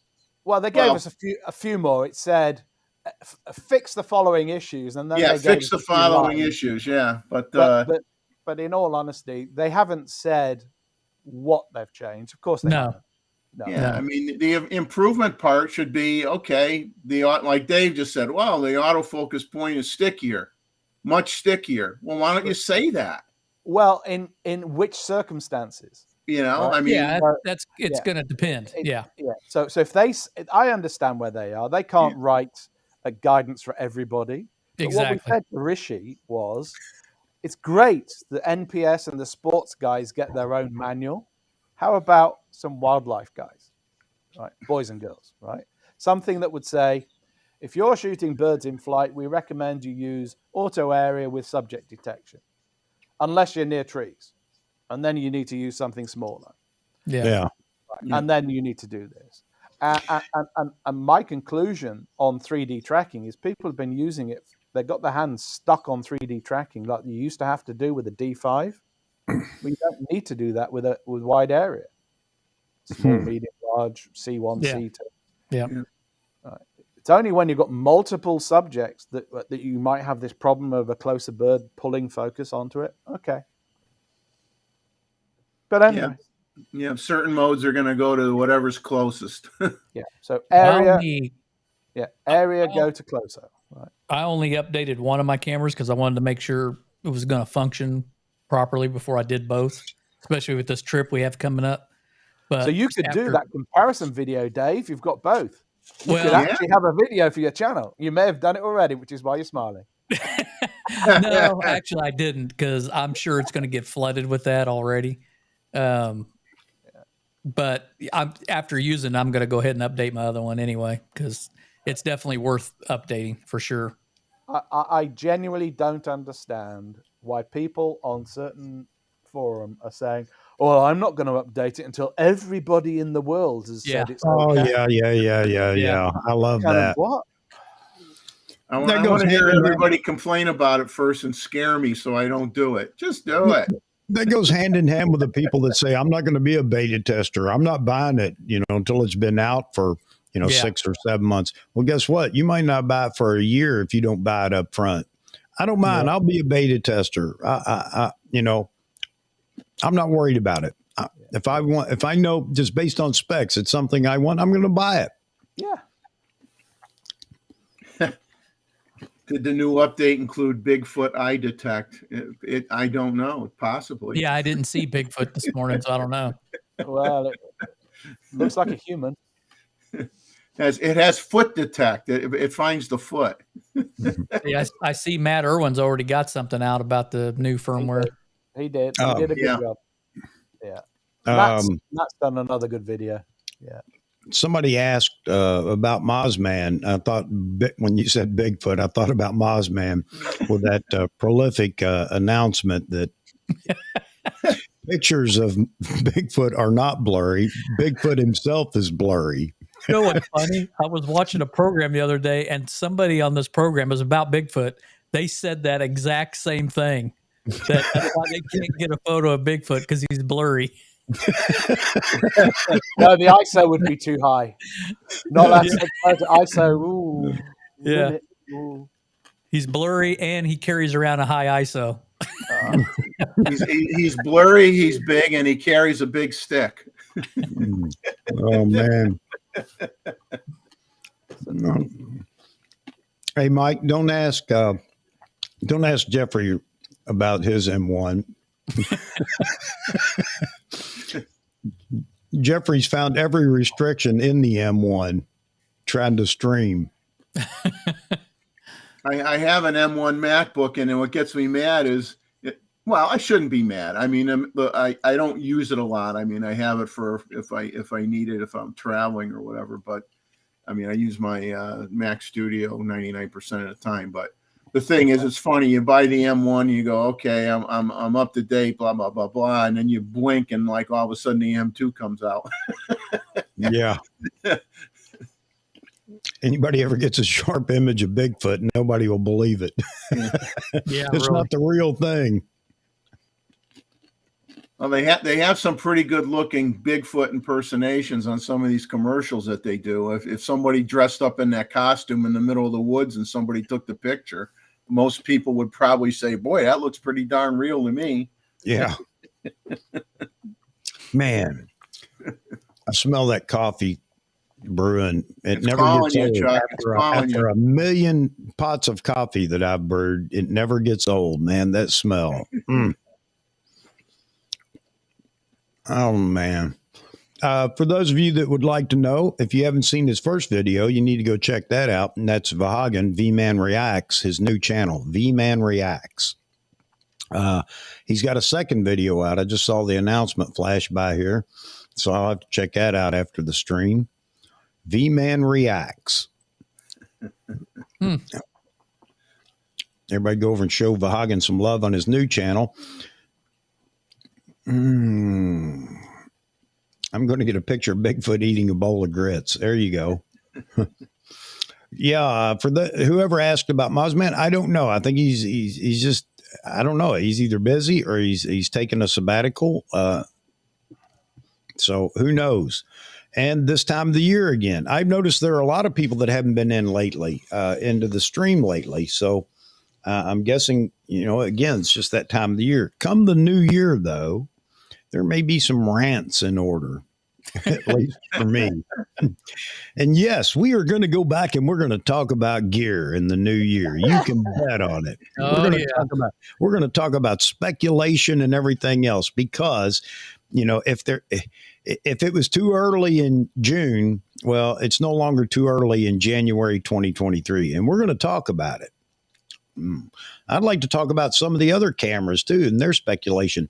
Going back to the A7R5 that Flintlock has ordered, it is. I like something I see in it. I like the AI, and guess what? That's the other thing. This is something we argued about the other day, or not argued about, but discussed the other day. AI and where it's going with the new AI platforms that are out there. And again, it goes back to, you may not like it, but guess what? You're going to have to deal with it. This new AI generator where you just tell it, give me a picture of D-Moots out in the woods shooting his new camera. And it's going to generate one for you or whatever. So get ready for that. But in the A7R5, I do like the way they've got more AI in there for the autofocus as well. That looks pretty cool. It looks interesting. So, get ready. We may see that in some upcoming generations of Nikon as well. And, I can't get away from with AI. A lot of people are just upset with AI, I feel, because they had to go through all the hard work of film, manual focus, whatever and everything. And it's like, it's not fair that camera makers are going to, make these cameras easier to actually use. I put in all this hard work. Well, some of the hard work you put in isn't going to change. AI isn't going to move the camera. You won't feel the camera go tug you. No, move the frame over here. Compose it this way. Well, if they steal the technology for the cars that have lane assist, that tugs your car over if you were to take a nap. Well, that's then you true. never know. The camera might start pulling you sooner or later too. Maybe the new cameras will have a built-in camera that can see what you're looking at, and it'll give you prompts like, "Are you sure you want to compose this way? Are you sure you like this exposure?" Isn't that kind of what this Canon thing does? That looks at your eyeball, and when you're looking over here, it can see you're looking over here. And well, yeah, it's just tracking the movement of the eye to focus, but within the composition that you have. Sure. Yeah. And I don't know how well it works. I haven't heard a lot of praise for it, but even if it isn't significant yet, it will be. They'll refine that.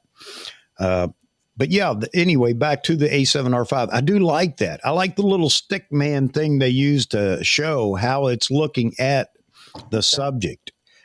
So, I'm looking forward to some of that tech too. Yeah, I just would hope people are not going to assume it works perfectly straight out of the box. Of course we are, Andy. Of course we are, because that's the way we are. Well, that's crazy because it is. Because what you're doing is you're dampening down innovation. Okay, innovation requires feedback from users, not just test groups and all the rest. So I think we have a better Z9 now after a year because it's been improved on, and we've all been giving feedback. I agree. I agree with you 100%, especially as complicated as the camera is. And I know people don't even want me to say that, but it is a complicated camera. You've just got to be patient and understand and learn that camera. You just can't buy it, pick it up off the shelf, and go out, start shooting and expect great results because you haven't set it up yet. So, yeah, the same thing for all the AI that's coming down the road. Of course, when it comes out, the advertising will be that it's the greatest thing since sliced bread. And that's what leads everybody down that path of, well, I'm just going to pick it up, turn it on, and it's going to do all this for me. And I think we're moving past those days. Having an understanding of cameras. I'm not talking about the fundamentals of photography, but having an understanding about cameras will definitely aid you in the speed for setting up these cameras. But I think the new cameras are going to come with a learning curve. Sure. Yeah, every new iteration, or well, hey, if you look at what the Z9 was when it came out versus where it is now, I mean, there's been a lot of improvements and changes and functions added and things like that, and I applaud them for what they've done. I hope they continue to do it. I mean, it's really it takes a camera. A lot of the stuff they've done in the old days, you would have had a Z9 II or a Z9S or something like that by now. You would have to have bought another body. Well, one of the things we need to guard ourselves against, because I get so tired of hearing it, I really do. People say, well, I could do that with my whatever, camera. Well, good. Then, by all means, brother, go do that. If that's what gives you a warm and fuzzy feeling inside, manual focusing and pinhole cameras or whatever it is you use, then by all means, go do that. But don't take away the joy that others are getting out of the new and improved versions of cameras. And so what? They didn't have to learn the things that you learned. So what? That's just evolution, man. And you just got to move on with it. Do you want manual brakes in your car again? Because you know how to use manual brakes and pump the brakes the right way so you don't, skid or whatever. And then by all means, go buy you a classic car with manual brakes and just live it up. Have a good time. My point is we got to get away from this constant bashing of new technology. We don't have to like it, but you don't have to rant like I do. I can do that because I'm a ranter, but no, I'm just kidding. Well, a professional looks at any new camera that comes out, like we've talked before, someone like you or I, Chuck. I mean, if we want it, we get it. I mean, a pro, will try to say I have to do a cost justification and all this kind of stuff. But basically, you look at it and you say, at one time you could say taking photos of birds in flight. Okay, way back when you'd maybe have a 10% keeper rate, now. And so, okay, you could still use that camera that's going to have a 10% keeper rate. And you could say, well, I could take a picture of a bird in flight 10% of the time, it'll come out. Or you could get a camera that you're going to be 90% plus keeper rate on those bird in flight photos. Yeah. So if you're a professional, are you going to want 90% content that you could use to make money on, or have to take tons more pictures because you only got 10% of those pictures that you can make money on? That's really what it comes down to. Does the technology allow you to improve your keeper rate, make it easier for you to get that image and do what you want with that image? And that's when you decide to switch. And if anybody should understand that, it should be the pros, because that's what they're looking for. What makes my job easier? Yeah. Right. Yeah. But why are the pros so often the ones that really want it? I can't give you the different levels of pro. That eludes me with, who's pro and who isn't. For me, semi-pro, junior pro. for my, my purposes, professional always meant it was a profession, meaning you earned a living or did something, whatever, blah, blah, blah. Yeah. Now it's, you have you can shoot like a pro. Does that mean you're a pro? I don't know. Maybe it does. But anyway, and maybe it's the so-called pros, okay, out there that seem to be the harshest on, this new technology and things like that. I don't need it or whatever. And the thing is, it's so hard to separate who's saying it because they're jealous they can't have it. And that's a shame to say that, but there are people that are that way. If they can't afford it or whatever, then they're going to poo-poo it, and they got to tell everybody it's crap, and their 1960 Electromat auto camera is just as good, and they don't need anything else. Those are people that are just jealous or whatever. And it's unfortunate that they have to verbalize that in forums and everything else. But, whether you, and here's the thing, whether you like it or not, like I said, it's coming down the road, and it's time everybody just embrace it and learn the new technology, because I failed in that right off with the Z9. I wanted to pick it up and see the magic, man. I wanted to scan a fence row and it would lock on. It would tell me, oh, back up. There's a bird there that I didn't see, but it caught it. Well, that ain't happening. Okay.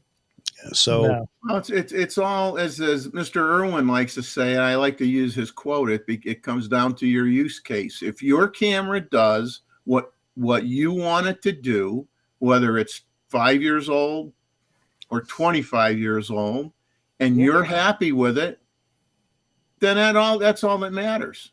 Yeah. You don't need to listen to all the noise. You don't need to go to any YouTube channels. You don't need to watch anything. If it makes you happy and it gives you the results you want, then good for you. End of discussion. I shot the same stuff with my D850 that I'm shooting now with the Z9. The only thing is the Z9 just makes it that much more pleasurable and easier for certain things that, there's nothing I couldn't have got without. Well, wait a minute. D850. Let me ask you a question on that topic where you said there's nothing I couldn't have got. You could have got the same bird photo or whatever, but now you have the ability to take, and I know this is gripes so many people. I don't shoot in burst or whatever, but at 20 frames a second, not only can you get a shot of that bird, but you can get a shot of that bird at the precise moment that you want.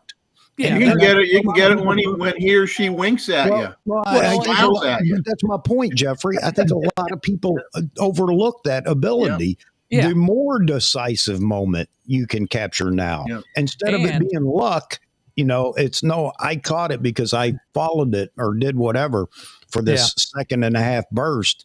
And I got 209 pictures, but one of them was significant that I would not have got. And not only that, Chuck, it's the video side of it. Oh, so much better on the Z9 than the D850 or anything prior to that. So it's great to be able to be in the field, flip it over to video, and next thing you know, you're recording 4K or whatever you want to do with it, and it works so well. It's amazing. It's little things like that. The frames per second, the great video capability that made me want to make that leap from a D850 to this. Yeah, and that's all I'm asking is out in the photo world, and this is across all brands. It's not limited to Nikon, obviously. It's just can we just quit with the I don't need? If you don't need it, why bring it up? Just don't even say anything, because I feel like when they bring comments up like that with I don't need. Oh, get ready, because here's somebody that's going to complain about it. And I hope when you get a new car, those people that your neighbors come over and go, well, I don't need such a gaudy, looking car. Mine still runs fine and it gets around in snow and whatever. I mean, I just wonder sometimes if it isn't purely out of jealousy. Yeah, and there's a lot of that. I'm happy for you. I'm happy for Andy. I'm happy you guys have these lenses. And in your case, David, you'll have it before too long. I'm happy for you. I'm happy for Jeffrey. He's got a 500 PF. I'm not going to say, well, I don't need a 500 PF. I don't need a 600 F4 TC. I don't need that. Well, I don't, but you can bet I'd love to have it. Yep. So, and I'm happy for those that do have it. And I wish everybody could feel the same way. Quit obsessing over, or making comments based on the fact that you can't get something to run it down for everybody else. Leave them be. Let them enjoy it. If All you right. don't ever plan on getting it, and whether it be financial or you just don't want it, then why do you even watch certain channels? What's the point? Yeah. It's like just to get your dander up and get you upset, Well, and then go out unfortunately, and, what's the point? that's what a lot of it is. Jeffrey, is people just have to do that because they can hide behind their internet presence. Yeah. And you know what? I want to see Canon knock it out of the park with the R1. I really do. I'm not just saying that. Why? It's good for everybody if they do. Betcha. Because it's just going to put the R&D teams back in the room, shut the door to now come up with the next leap of technology. Yeah. I'm happy when I see that. Yeah. And that's the biggest reason why I personally couldn't stand all the people that basically wanted Nikon to fail and go out of business. Do you have a brain in your head? Why would you want any of these camera companies to go out of business? Because they have all helped get us to where we are now. They've all contributed. I'm glad you brought this up, Jeffrey, because let me tell you right now, I am absolutely certain. I'll go to my grave on this one. I believe it true. Japan isn't going to let any Japanese corporation go out of business. Never going to happen. I mean, unless it goes so far under or goes rogue or whatever, but Japan will stand behind their corporations. Nikon was never in, and Andy will probably roll his eyes and throw something at the camera here. Nikon was never in jeopardy of Nikon going under. They may have hit some hard times, but you can bet that Japan was not going to let that happen. Not that it got that close. It may have come close enough for them to trim some, hanging chads, if you will, to get rid of some excess, whatever. But, just like Jay Christina, somebody, I did not watch his video. Somebody sent me a thing talking about Jay Christina, who has been another Nikon hater. He'll say, I don't hate Nikon. Dude, we can go back and pull all the excerpts from all your videos, and there's nothing but hate in it, okay? Yeah. You can try to hide behind your cute smile and everything else. Let's call it microaggression, if that's a better woke term for you. But again, Nikon has this thing with the shutter release button, and his headline is Nikon going broke, or is Nikon recalling the Z9, or whatever, with a question mark, hiding the clickbait with a question mark. Well, I was just asking the question. Well, it's the way you asked the question that tipped your hand, buddy. You're not getting away with it. Sure. We know exactly what you're trying to do. Ken Wheeler was the same way. He was all but Nikon's done. They're out of business. Yep. And I told him the same thing. I talked to him. I said, "There's no way Nikon is going out of business." Yeah. And it's nothing to do with Japan Inc.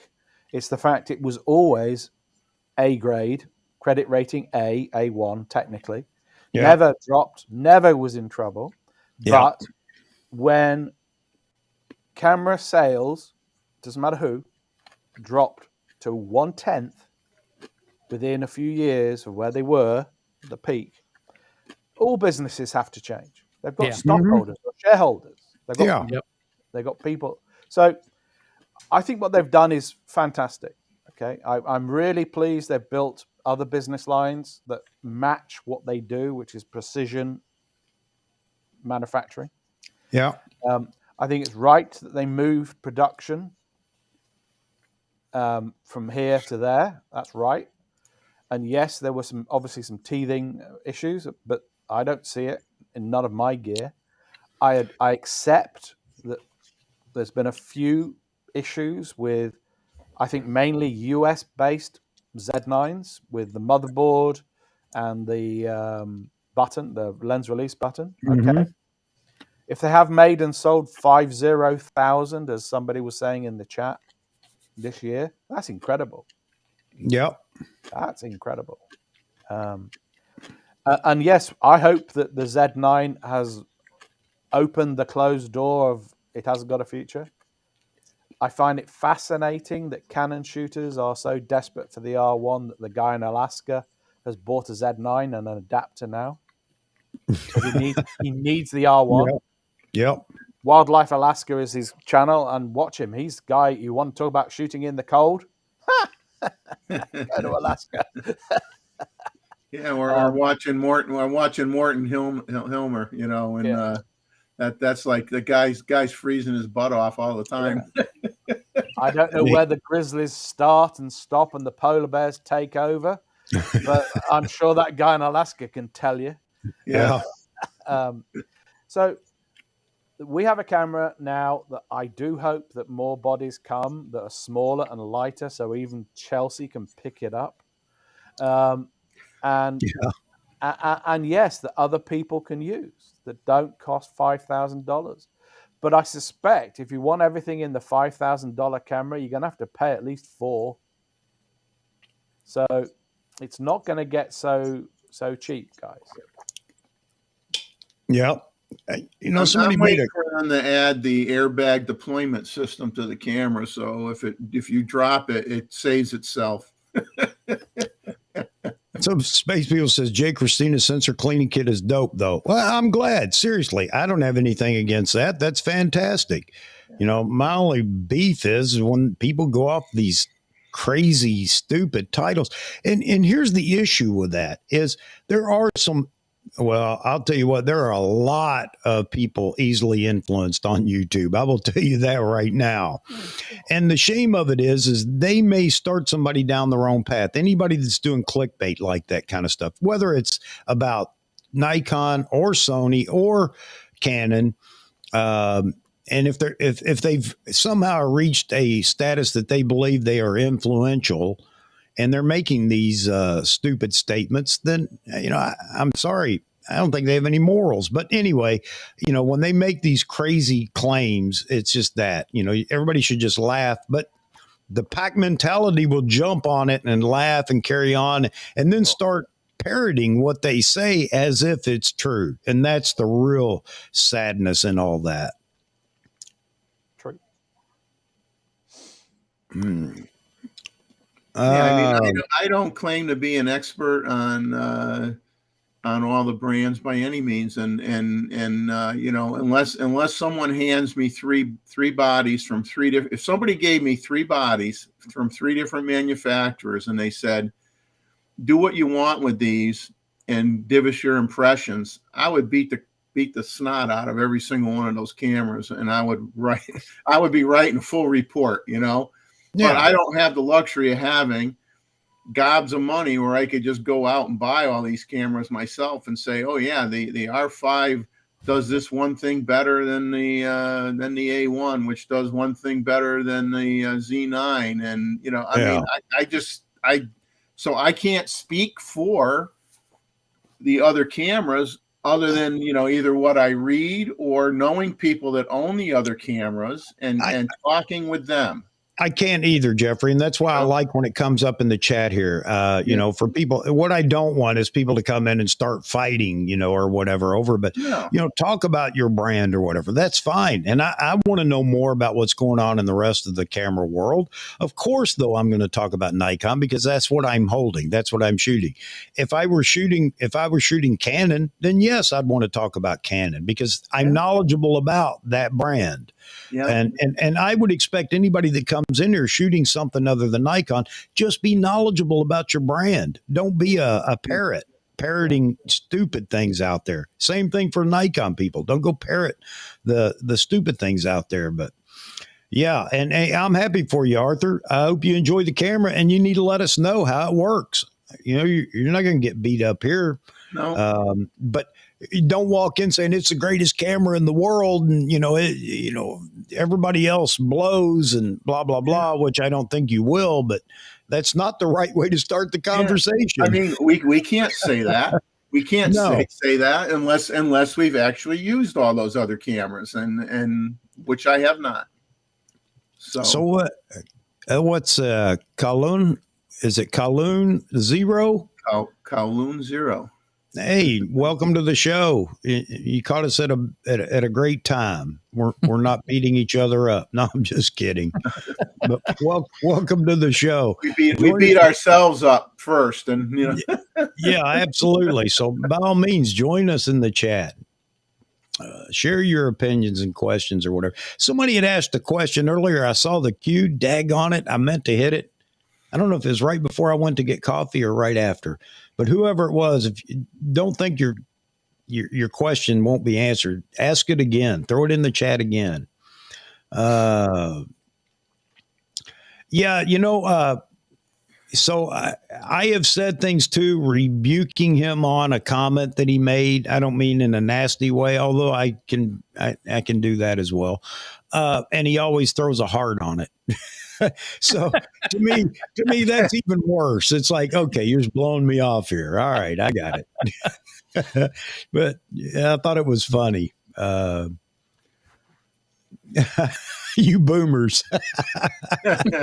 Oh man, that's great, man. I appreciate it. Where are you located? And if you don't mind saying how old you are, because we want the young blood in here. I need to get more young blood in here. You guys need to come in and square us away at times. We can get caught up in the boomer generation, no doubt. Hey, although your heart.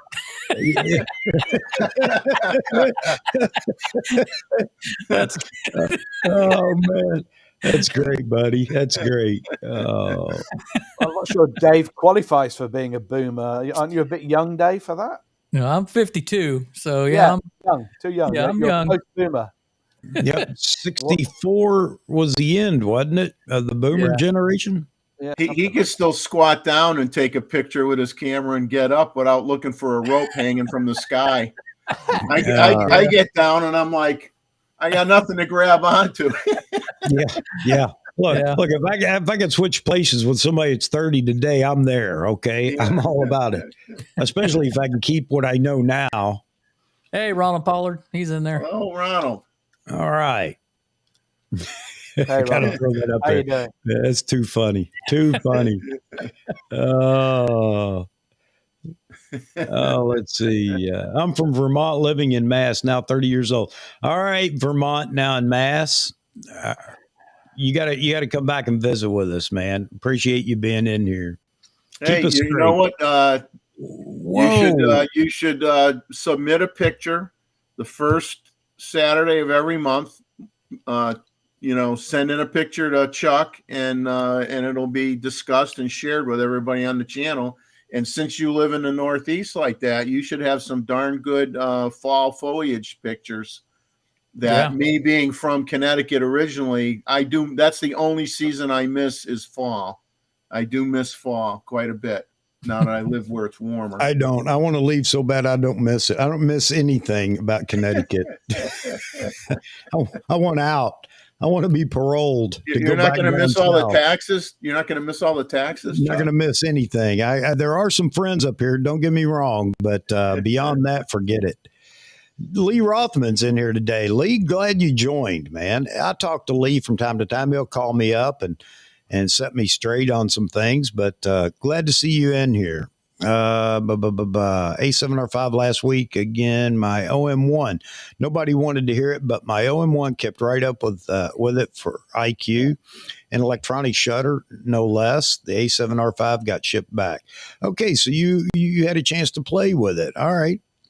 So, yeah, I mean, that may be the case. That may be the case at times. And, somebody may go out there and play with something and just decide, okay, it's not for me. The grass looked greener on the other side of the fence, but it's just not for me. Gregory France, question.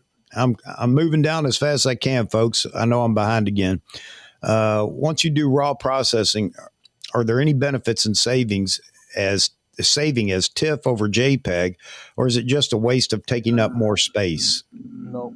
So I think this depends on where you're starting from. So let's assume one's starting with the Z9, and here is an argument. Adobe Camera Raw does a really bad job for me with lossless Z9 RAW files. So I use DxO Pure Raw 2. So once I've gone through the whole bunch, 4,000 images or whatever it is, I pick the ones I want to work on.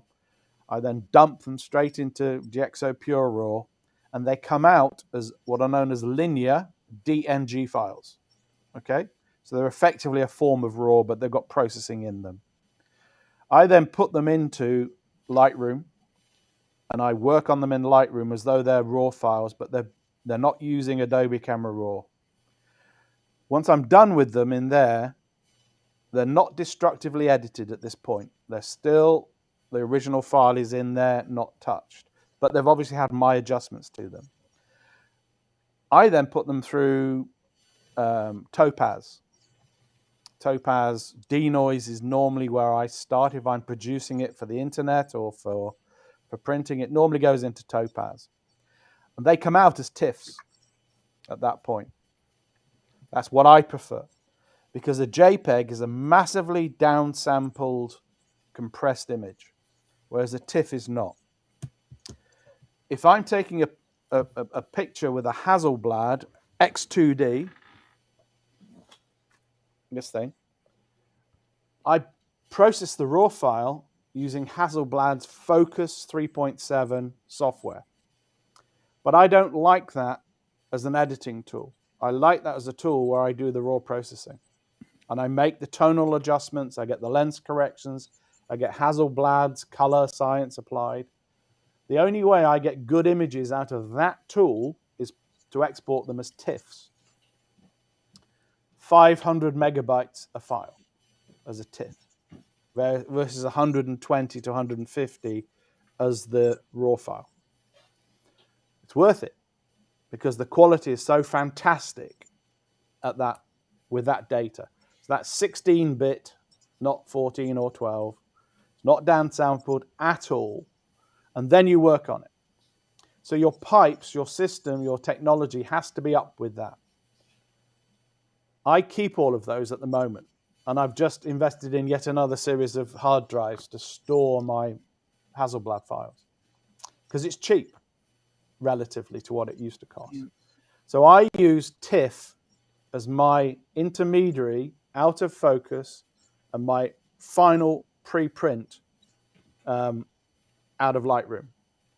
I don't post TIFFs online because that's pointless, because they get downsampled. So they go into a JPEG at that point. sRGB if it's going on the internet. But when I was using my printer, so to print this, for example, that would have been a TIFF file I sent to my printer. And we use WeTransfer or something like that, who can shift big files.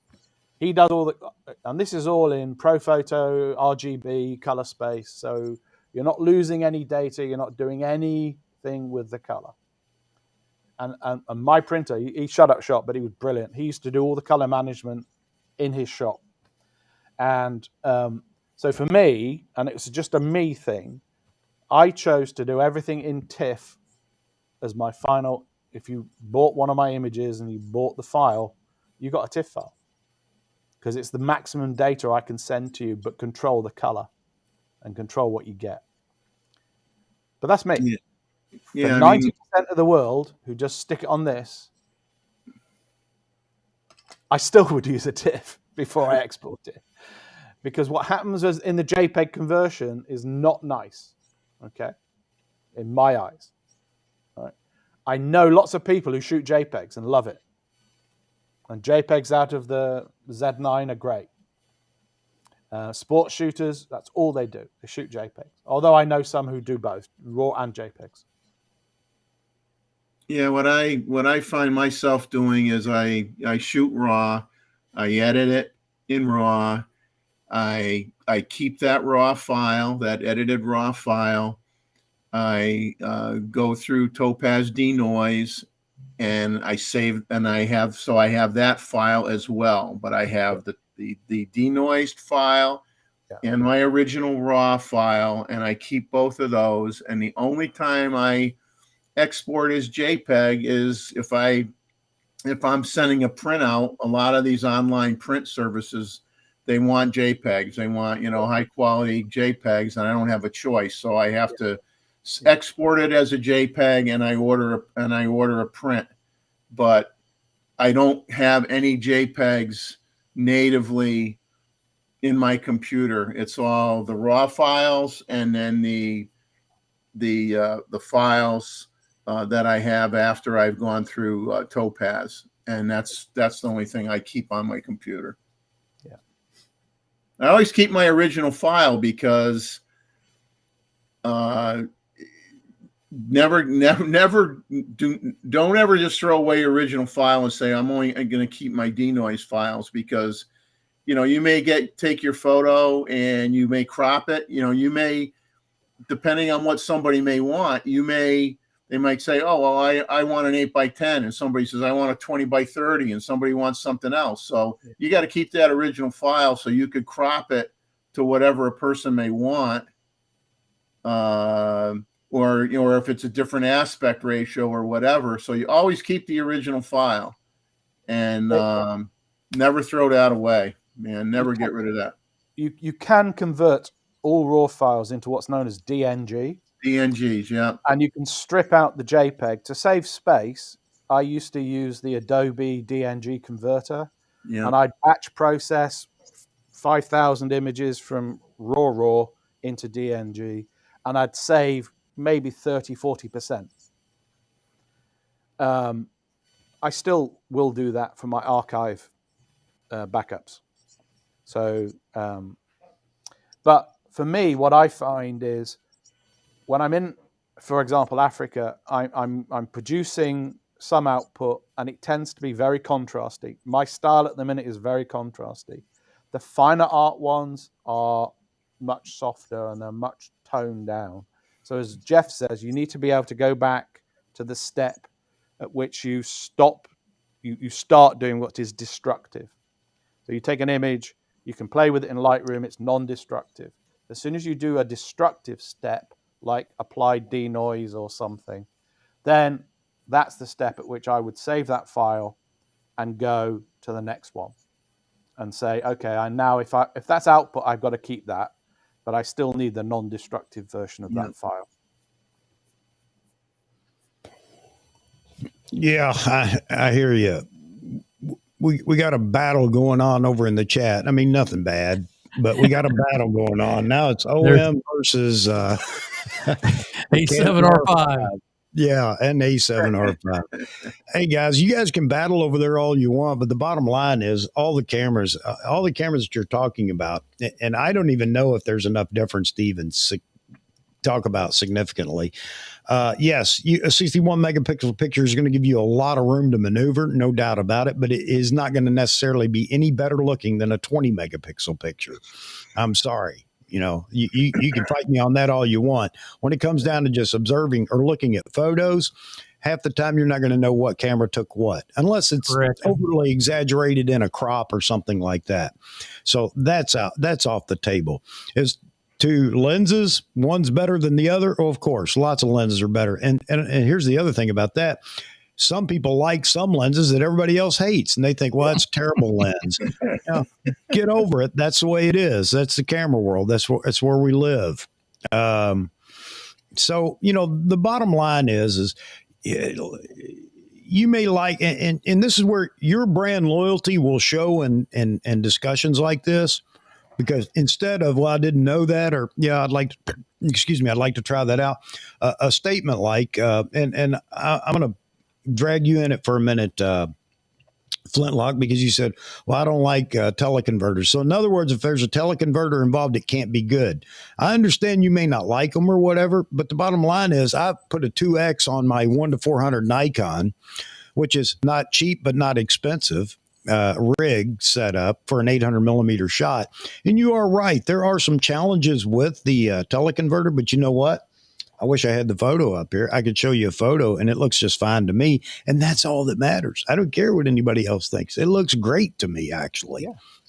And it worked with the teleconverter.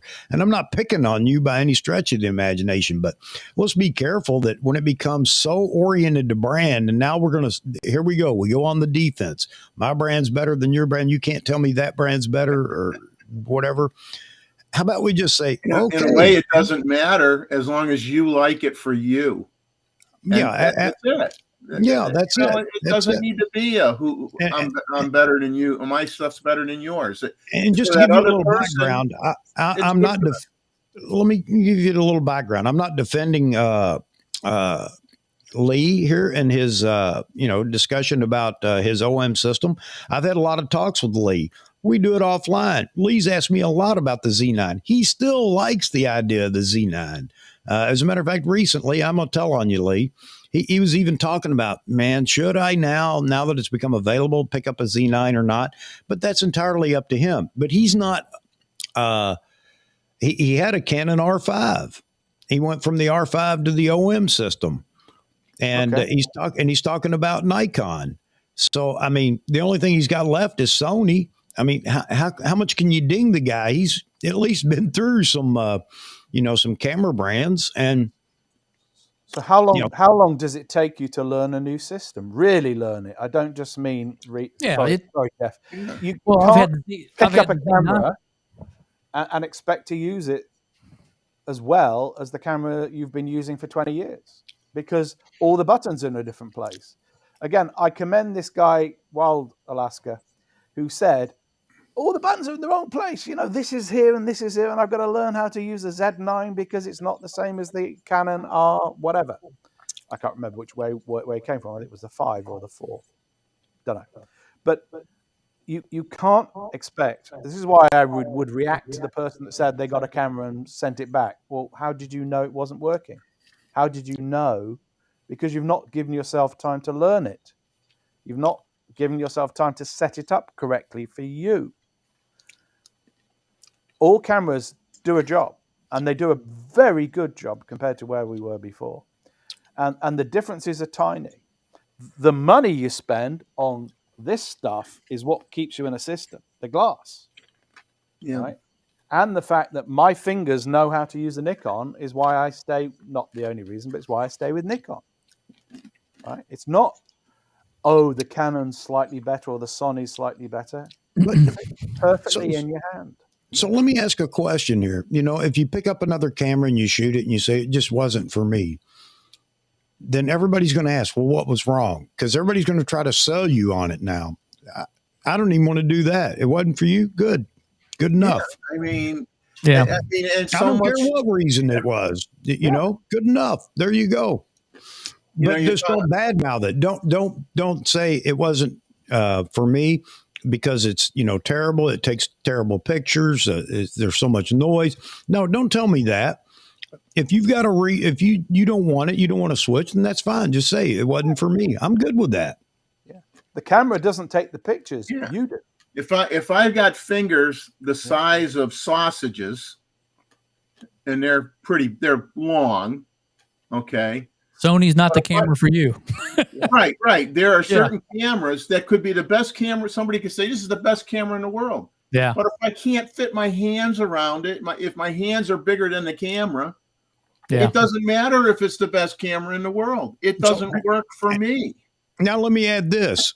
Are we obligated to try other brands? I mean, is there something in the code that says you can't be happy with one brand? You are obligated to go out and try other brands. No, there isn't.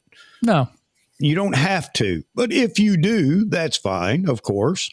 Yeah. And I have. I've tried the A1, the R5. Yeah. I loved them. The photos were great out of all of them. I just I'm used to Nikon, and that's what kept me with Nikon. Yeah. Well, you talk about teleconverters and stuff like that. I'll tell you. I have watched hundreds of hours of training videos on Kelby One, other things from photographers that are basically very well known, very famous photographers. And you know what? A famous photographer would tell you about whether you like teleconverters or not. He would be the first one to say, just like with high ISO shot, he'll tell you, I'm going to do whatever I have to do to get that photo. Yeah. Period. He's not going to sit there and say, I'm not going to put a 1.4 TC on this. It's going to get soft around the edges. Who gives a blah, blah, blah, blah. it ain't gonna matter. If you don't get the shot at all, I would rather get the shot than sit there and worry about the edges being soft. Yeah. Get the shot and crop it a little, then the edges don't show up, right? What's the big deal? I mean, Moose Peterson, who some of you know, said it wouldn't be in my bag if it didn't do a job. That's right. That's a teleconverter. I carry them everywhere, and I got a built-in teleconverter. Right? It doesn't matter. You know, this, even though I scratched it, which is not good, by the way. Hey, Daryl, we're gonna have to get back to your question in just a minute. So sorry about that. I think this goes hand in hand with the cropping question. You use a teleconverter to have more pixels on your subject than you would get if you just cropped in. Okay? And it's almost that simple. The evidence is quite clear to me, which is why I use teleconverters. Okay? You can choose to crop in. Okay. You're going to get degradation of your image quality by the more you crop in. It's just a fact. Yep. You'll have less pixels less. If you're going to look at it this big, doesn't matter. Hello, it's a guitar. If you're going to look at it 20 feet by 20 feet at 300 PPI, pixels per inch, it's going to be very visible. So it really depends on how you're going to view it, how you're going to use it, and whether you're going to insist on going blow it up to 1 to 1. This turned into fast, man. Yep. All right. Hey, guys, I've got Arthur on here, Flintlock. All right, Arthur, I'll give you just a couple of minutes here, and then I'm going to get Lee wants to jump in as well. So jump on, man. Go ahead. Am I on? You're on. Everybody on, hear man. Arthur? First of all, I wanted to say hello to the guys. Wish you all happy holiday. And I'm not going to be able to hear what any of you are saying because I have the sound turned off. Because Okay. y'all know what it does with the feedback and everything. You might hear some through my mic, but go ahead. But look, I'm not offended by what Lee said. I'm just saying that I found it a little off base. That's all. Because I used the Olympus system. Granted, I didn't use the OM1. OM1 is a completely different camera, though. You got to understand that. Even I know that. Yeah. It is. Yeah. They did. They revamped it. It's supposed to be a lot better. I haven't tried it, so I really can't speak to it. But what I noticed when I switched from Olympus was the autofocus, and Sony was 1,000 times better than the EM1 that I was shooting before. Now, how far they came with autofocus with the OM1, I do not know. But I can tell you the A7R4 blew the EMX1 away. I'm sorry, the EM1X away. Yeah. And the 7,500 lens, the $7,500 lens that I had, which is 150 to 400 millimeter at 4.5. Yeah.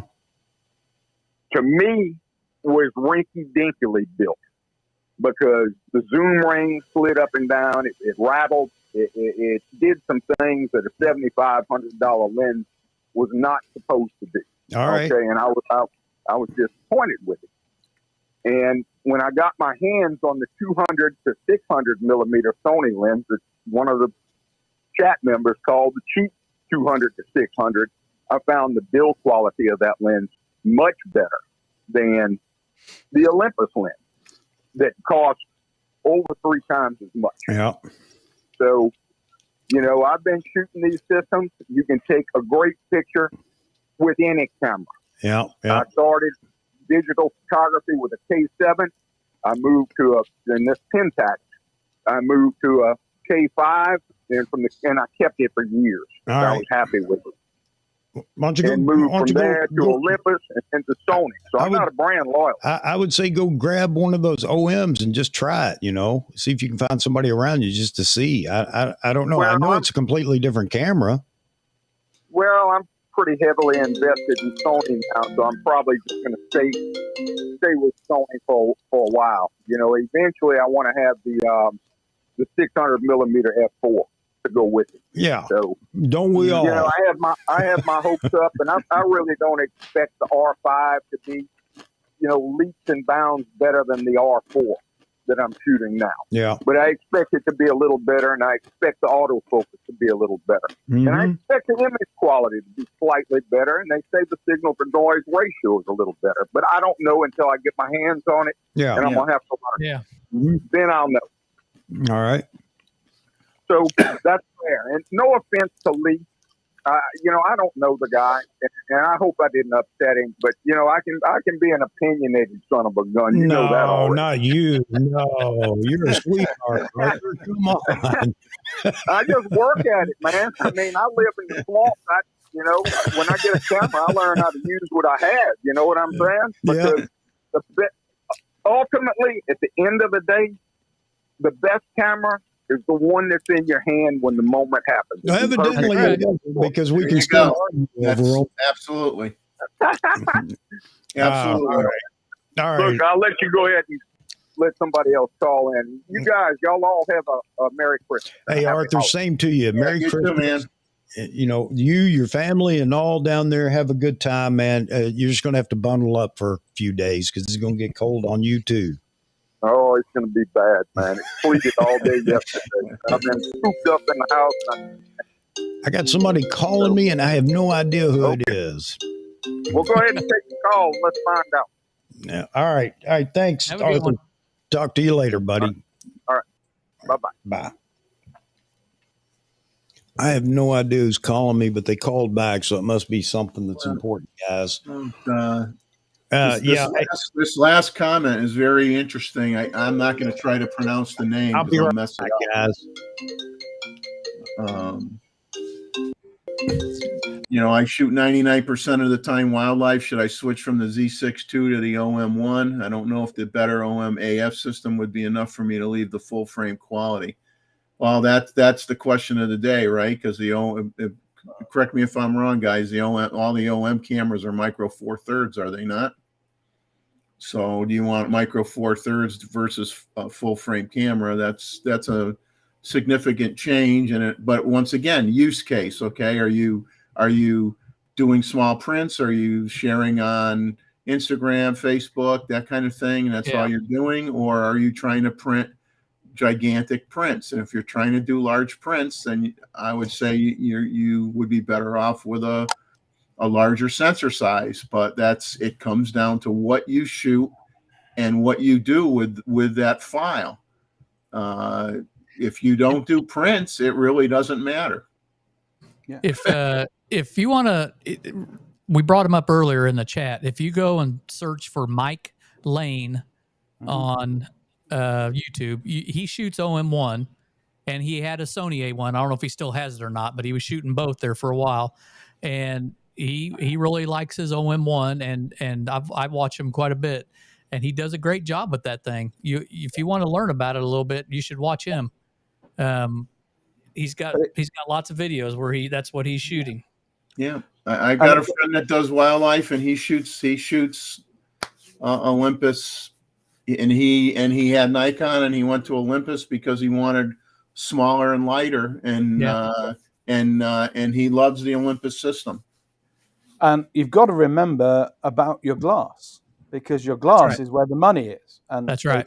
If you've got a lot of glass in one system and you want to change to another system, the question is going to come up. Yeah. How much of that glass can you reuse? If you can't use any of it in the new system, then you've got to factor that in your cost of switching. That's right. Yeah. And it isn't free because you won't get much back for your old glass. So that is true.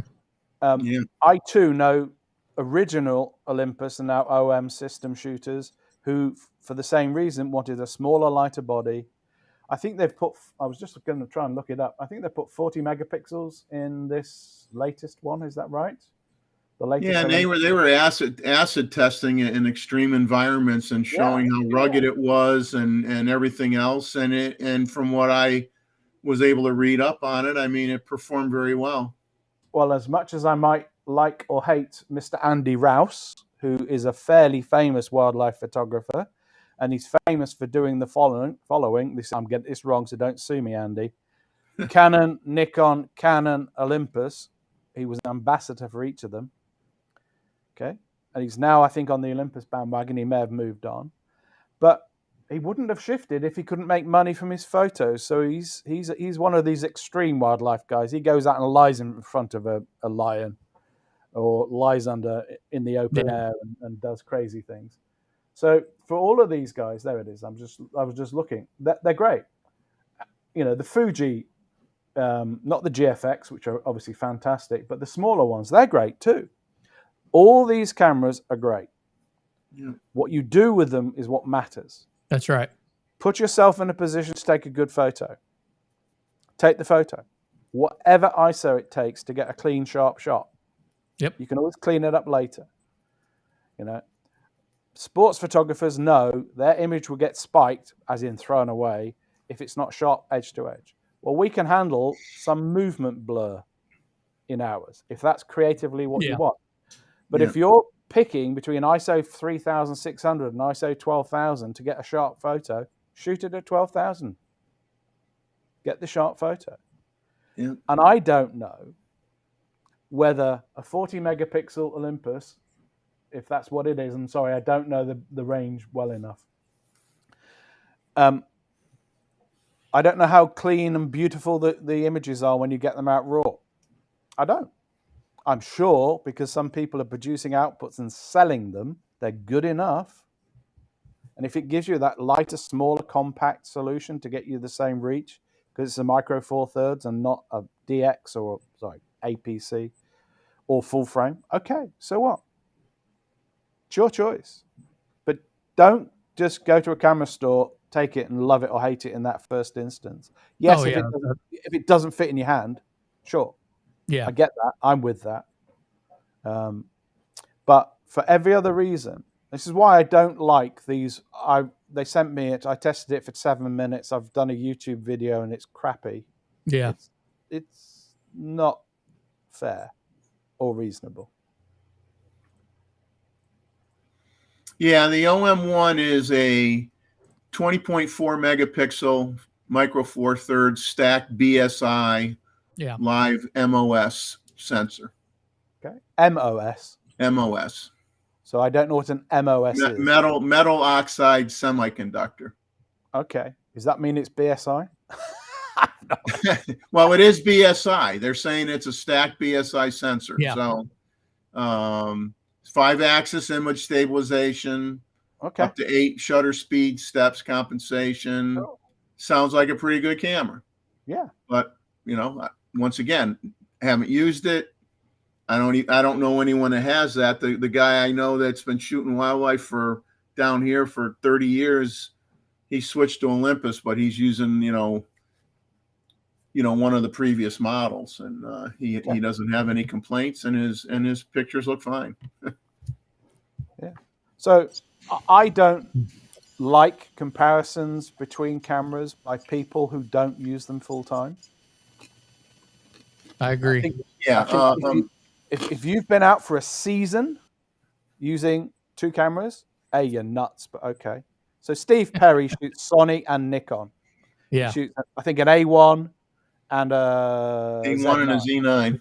Yeah. And he was doing this trade-off. Well, I wish the Z9 did what my A1. I had to go at him for that. 2 different companies, 2 different approaches, 2 different points of the life cycle of their AF development. And I only shoot Nikon. Well, I don't. I shoot Nikon for wildlife and this thing for other things, Hasselblad, for shorter, closer stuff. But my fingers know where the buttons are on Nikon. I've programmed them to do how I shoot, to work with me. Dave's done the same, Jeff's done the same, and Chuck has done the same. So get to learn the system in your fingers. Don't just read the book, think it's going to work perfectly. It's not. I was going to ask Jeff, you know, when you did your research before you bought the Z9, sorry, I need to remember I'm English. Oh, you could speak like an American idiot if you want. On the line. But when you did that original setup, when you got your first Z9, Jeff, is that what you use today, or is it different? No, it changed. It changed. Because you learned it changed as I used it, and I might have changed what function button did what because I like this better than the other, and it changed. But I ended up with a good baseline, and I had the D850, so there were certain settings on a D850 that I wanted to continue to use on the Z9, and so it was a combination of previous experience with Nikon bodies, and what did I read in the manual, and it gave me a baseline, and I changed it for I still change it. I've had it for a year. I'm still changing stuff. Yeah, I'm still tweaking it. My sister decided to take up photography more than just a passing thing, and she chose a Canon. And I said, I've got cabinets full of Nikon gear I could just give you. And she said, no. Interesting the delay here. my camera club, my camera club shoots Canon, and that's why I want to have a Canon. I said, okay, I'll buy you the Canon then. Sorry, you've got a caller, and I'm going to make some coffee. Hey guys, hang on a second. I got Lee Rothman on the line now. So, hey Lee, go ahead. Hi, Lee. Hey, gentlemen, how are you all doing there? I just wanted to touch base here. I talk to Chuck quite a bit on the phone periodically, and we've had these conversations about the different equipment and such. And it's interesting. I've been at this for 25 years, both professionally and otherwise, but normally I would typically do, weddings and portraiture, and then I got into landscapes. That's my real love, actually. And now I'm getting into more wildlife and birds because I never had a camera that was fast enough to deal with it. But this whole OM1 thing is kind of an intriguing one. I actually had no intention of getting involved with that camera at all. This is the bizarre part, because I had an R5 with a full bevy of RFL glass. For 10 years, I was a Nikonian back in the early days of 2000. 15 years, I was a dedicated Nikonian. I was a Canonite, first. And then when the D200 came out, from that point on, I was the 300, the 700, the 7100. I was Nikon all the way and loved the glass.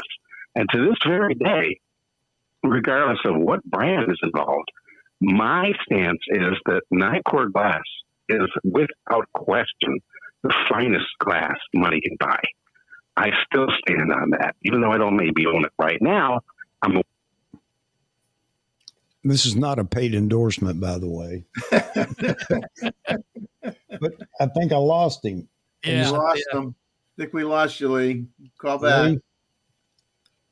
yeah, he cut off. Yeah, Yep. you got chopped off, and that was not intentional. This channel was not sponsored by a different brand that decided to cut you off. Yeah. So, here's again, and, we're going to continue to learn, man. I'm going to force this learning on the photography community if it kills me, even if I violate it. But, the defense mode goes in, it kicks in real quick with us on brands and whatever. And then it goes from defense mode to attack mode and things like that. And, I wish people would just let it go. If somebody makes a comment about, well, my camera's better than yours, good. Mine works for me, and that's enough. Hey, David. Well, here's a comment Flintlock made, which is a true statement. With a, I'm not even going to say the brand. With a 20 megapixel camera, if you cut off 10 megapixel on a crop, it's a big deal. If you knock off 10 megapixel on a 60 megapixel file, it's not that big a deal. Okay, hang on a second. Hang on a second, Jeffrey. Yes, that is true. And everybody shot with the D700 at 12 megapixel. Everybody shot at other cameras. The Z7, or I'm sorry, not the Z, the A7, then the A7 II, A7 III. The A7 III right now is a fantastic camera, according to those that are still shooting it. What is it?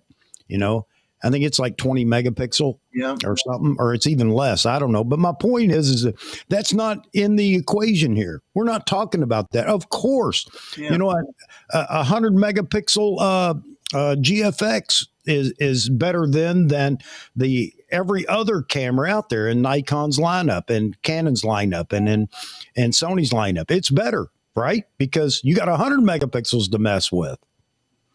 But no, it isn't. Why? Because the AF may not be as fast. It only shoots 3 frames per second. Oh, now it's not the best. My point here is why do we go into that crap? Do you like what you're shooting? Yes. Then it's not up to me to convince you you're wrong. It's not my job to tell you, well, you need to try something else. I'm happy with what I got. No, you got to be more rounded. No, I don't.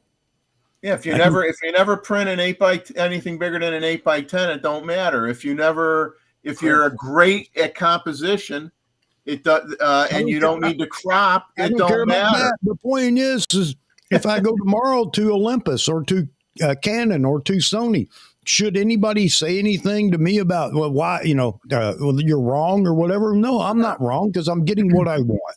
Yeah. Get what you want. And now to Andy's point, if I complain about a camera without not learning it, I agree with you 100%, Andy. But I can change my mind for any reason. It may be the look of the camera or whatever, and nobody should question me, but they will. And can we get past that to the point where we quit with, what didn't you like about it? Because now we're in if you send a Nikon back, the Nikon people are offended. Well, it wasn't better. You didn't like it better? What do you mean you didn't like it better? What was wrong with it?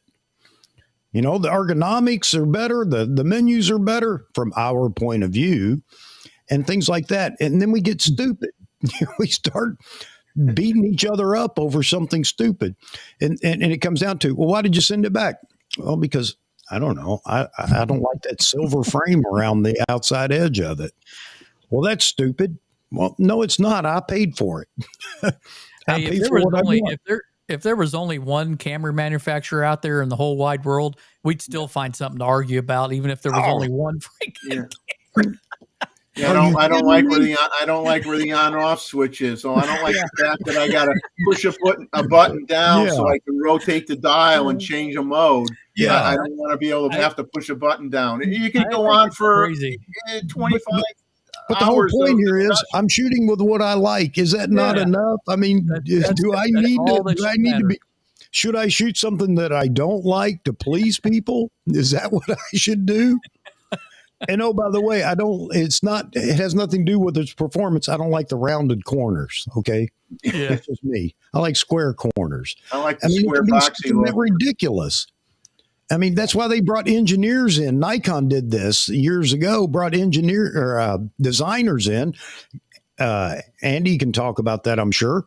Brought a designer in to design the bodies. Yeah. Who was the Italian designer they brought in to design the body? Nikon bodies. I don't know. I have worked with an Italian designer. Yeah. And he Mr. Pininfarina, who designed his grandfather, who designed all the Ferraris. Fascinating process. Fascinating. So again, my point is that, you may like the look of one body. And this is why I tell people, you know what? Fine. What should I buy? I tell them same thing. If you can possibly do it, go to Best Buy. I don't care where you go. Or friends that have these models, and hold it in your hand. Close your eyes for a minute. Hold it in your hand. Because you know what? That means more than anything. Just the tactile feel that you'll get from a camera. If you can hold all three of them, I guarantee you within a minute. And I'm going to tell you right now, don't worry about the specs because all of them do fine. But whatever feels best in your hand, whatever is more pleasing to your eye, you're going to be happy with it. Yeah. Because if it doesn't feel good in your hands, having owned many cameras, you won't use it. Yeah. You won't use it. If it's not comfortable, you may shoot with it once in a while. But if you find something that fits like a glove and you like the layout of it, irregardless of what brand it is, you're going to use it. And here's another reason, like Lee said, he's getting up in age and he's to a point where he doesn't want to carry a lot of weight around for whatever system he's carrying. And he found his love in the OM and he's happy with the results. I'm happy for him. Yeah, I am happy. No problem. If you're a knucklehead like me and you like big, hunky, bulky DSLR pro bodies, you'll go after the Z9. Why not? I like the biggest camera I can get because when it finally does die, I can use it as a boat anchor. Because everybody was saying that we are boomers in here. And guess what? Boomers pick things up and say, well, it doesn't weigh much. It can't be too well built. That's the way we are. We grew up and the heavier it was and the more metal in it, the better it was. That's just the way we grew up. You can't possibly be. How did Leica brand their cameras? Nikon branded their cameras is we've got we have a brass body camera. It's heavy. It's solid. Yeah. It's a great camera. Yeah. Most of their branding was based on that body being a tank and being heavy. And now heavy is no longer what people want. Well, yeah, it's what people don't want. So again, and I've been guilty of this too. I guess I'm trying to turn over a new leaf for myself. It's like, man, I just get so tired of, the battle over, well, my dog's bigger than your dog. Well, my dog's prettier than your dog. Well, my dog barks less than your dog. I'm looking forward to a smaller bodied, Z8 if that's what it is. Sure. To pair it with the 400 4.5 Yep. versus putting this larger body on my 400 2.8. I kind of like the larger bodies on the bigger lenses. But I'd love to have a smaller body for this little 400 4.5. Hey, Flintlock, you may be right, but you know what? That has nothing to do with whether he likes what he's got now. You do the same thing. I do the same thing. You pick up a new genre or decide to go shoot something else, and you want a camera that supports that more. Sure. This is where we're always looking for the best all-around camera. Does it all? Doesn't exist either, but some probably come closer than others. Think about it. How many years was it where almost all the sports cameras were 20 to 24 megapixels? Decades. Oh yeah. Yeah. For a long time. You didn't have anything more than that. Yeah. and then initially when the larger sensors came out, everybody said, well, that's what I'm going to use. That's what I'm going to use for landscapes. It became a landscape camera to a lot of people. Oh, higher megapixel. I want it for landscape. Studio landscape. Yeah. So wait a minute. Is he buying cameras, using them, then sending them back? I don't know, but is it right or wrong if he does or doesn't? I don't know. I don't have any problem with it. That's why they offer that service. Depends on where you. Isn't that what ladies do with clothing? They just buy one, wear it, and give it back. Oh my God! Oh, Nancy! Nancy, your timing was impeccable. Yeah. Impeccable. So it's just amazing that we can get bent around the axle about these kind of things. It's fine if you want to praise what your camera does without trying to compare it to other cameras or whatever. You're happy with what you got, or hey, I'm happy with what I have, and then everybody will immediately go into salesman mode. But if you had this, you could have 84 megapixels. So, I knew a guy who took. Hang on a second. We got another. I knew a guy that took phenomenal wildlife pictures and literally had a Sony A9, and he would just lift it up, and as a bird flew by, he would just hit the button. He'd have the camera up in the air like this. He'd get great pictures. That's how good he was with the camera. He didn't even have to look through the lens. He just picked it, hold it up, shoot it, show me the pictures. Fantastic. Hey, Lee, if you are serious about trying the Z9, definitely you need to give it some time and really spend some time with that camera. Yeah. Here. All right, guys. Hey, I've got Yaman on the line. So Yaman, go ahead, sir. The panel can hear you. Oh, thank you, sir. Good evening, everyone. Good morning, good afternoon, whatever it is. And interesting discussion, something I've been wanting to talk about for quite some time. Hi, Jeffrey. Hi, David and Andy. Hello. I just wanted to share a perspective. This whole discussion about trying different things is something I wanted to try for myself. And I don't gamble. I don't do anything. So I spend my money on this hobby. And I've been privileged to try all of them. And honestly speaking, out of experience with all of them, literally all of them, the only thing I haven't owned yet is a Leica or a Hasselblad. And I'm sure between you gentlemen, you can vouch for these brands. I am yet to find a bad camera or a bad set of glass, to be very honest. And honestly, the only thing I can say is if you're new, if you're not invested into a system, try them all before you make up your mind. And if you're already in a system, I really don't see a need for you to change. And if you're like me, if you want to try and dabble with other stuff, see how they differ from one another, the ergonomics, the weight, the light lenses, whatever the case might be. And I know this might sound like a cliche, kind of like patronizing, but honestly, this is something I really wanted to do. And now I'm comfortable. I can give my 2 cents because I did try them all. And honestly, this is why I don't entertain these camera wars or brand wars anymore because they're just ridiculous. And I have a good chunk of Nikon glass. I have a good chunk of Canon L glass. I have a good chunk of Olympus Zuiko glass. And I can vouch for even Fuji. I'm yet to find a bad lens. It really depends on what you want to buy and how much you want to invest in your glass. But you cannot go wrong with either, to be very honest. So I think let's just focus on what we want to shoot, what we're comfortable with. Do we need to try other stuff? No. But if you're dead on thinking that your system is the best system out there, you might have this opinion of your own, but just don't get into wars with other people before you try their system and see what the system is capable of. Honestly, no bad camera. I can really say that now. I've seen no bad camera so far.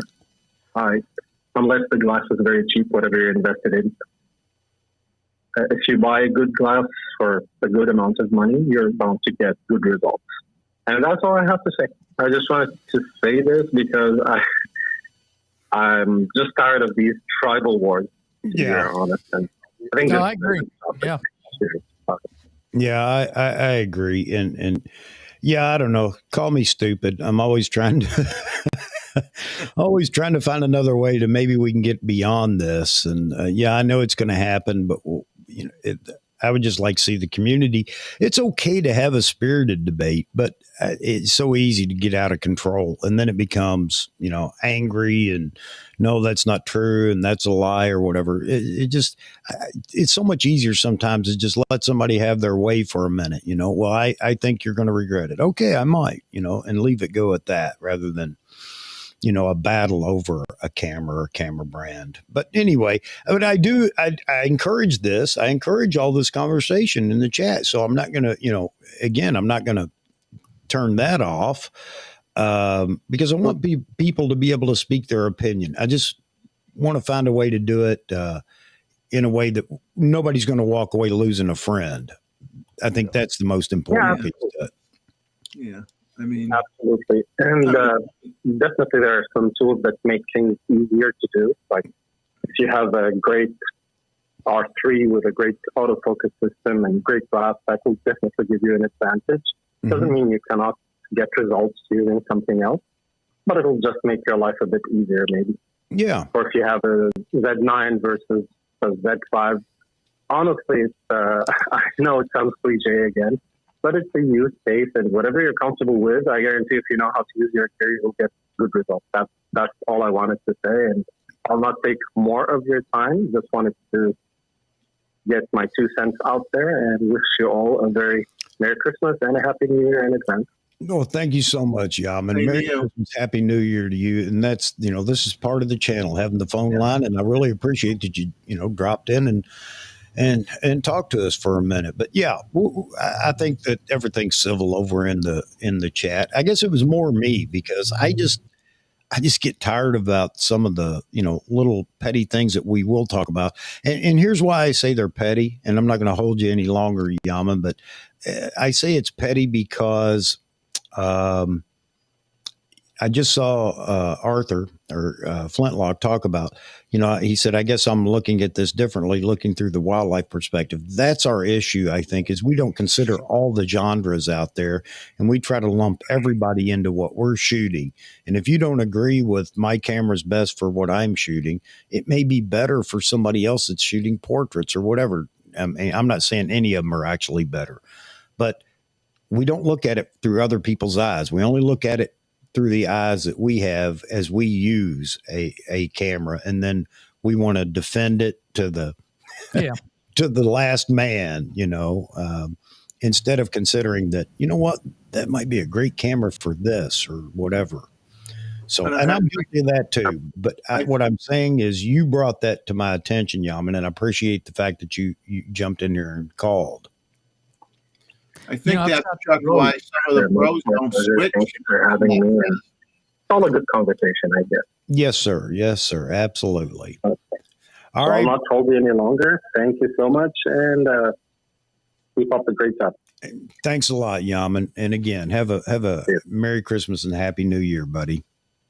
You too. Hey, we'll be on Christmas Eve and Christmas Day, because it'll be Christmas Day in some locations like you. But I'm going to be on live because I don't have anywhere to go. And I was talking to somebody earlier about that, talking to Jeffrey. A lot of people don't have anywhere to go. And I'm not saying I'm going to become some kind of a call line or whatever for Christmas Day, but for anybody that's familiar with the show or happens to be on YouTube, because there will be people that will be out there with nobody around them or whatever. And, they just like to talk or whatever. I will be on live on Christmas Eve. I'm going live, and I'm going to stay on for a while for anybody that doesn't have any place to go or just wants to talk about what Santa brought them or whatever problems. I don't care, but just to be there for a shoulder to lean on for those that need it. So I'm just letting you know, you can pass that on, Yaman. And hey, again, thanks for calling. Thanks. All right. Bye-bye. Chuck, I would say a comment there. When you know any camera real well, you could do anything, and that's probably why the pros aren't quick to switch over, because they've mastered the camera they have so well. It really takes a lot of convincing for them to kind of relearn something else, because they just are so well versed with what they have. I think that's part of the problem. Oh, it is, most definitely. And the fact that it just takes times to transition to another system, especially if you've never fooled with it before. I mean, there are all kind of reasons. And I guess that's why that makes this so crazy that we go down this path so often. Not us, but us as a community. Yeah. Again, let people shoot what they want to shoot. Let's not challenge them when they're going to change or whatever, or they say they've changed or whatever. Bottom line is, submit a photo to the photo review. Like sure. Lee's commenting, if there was a way to upload a shot on this site, I'd show you some of my latest OM1 shots. Well, you come on as you get Chuck to send you a link. You come on as a guest. You share your screen. You can share some pictures, or you put it on the photo.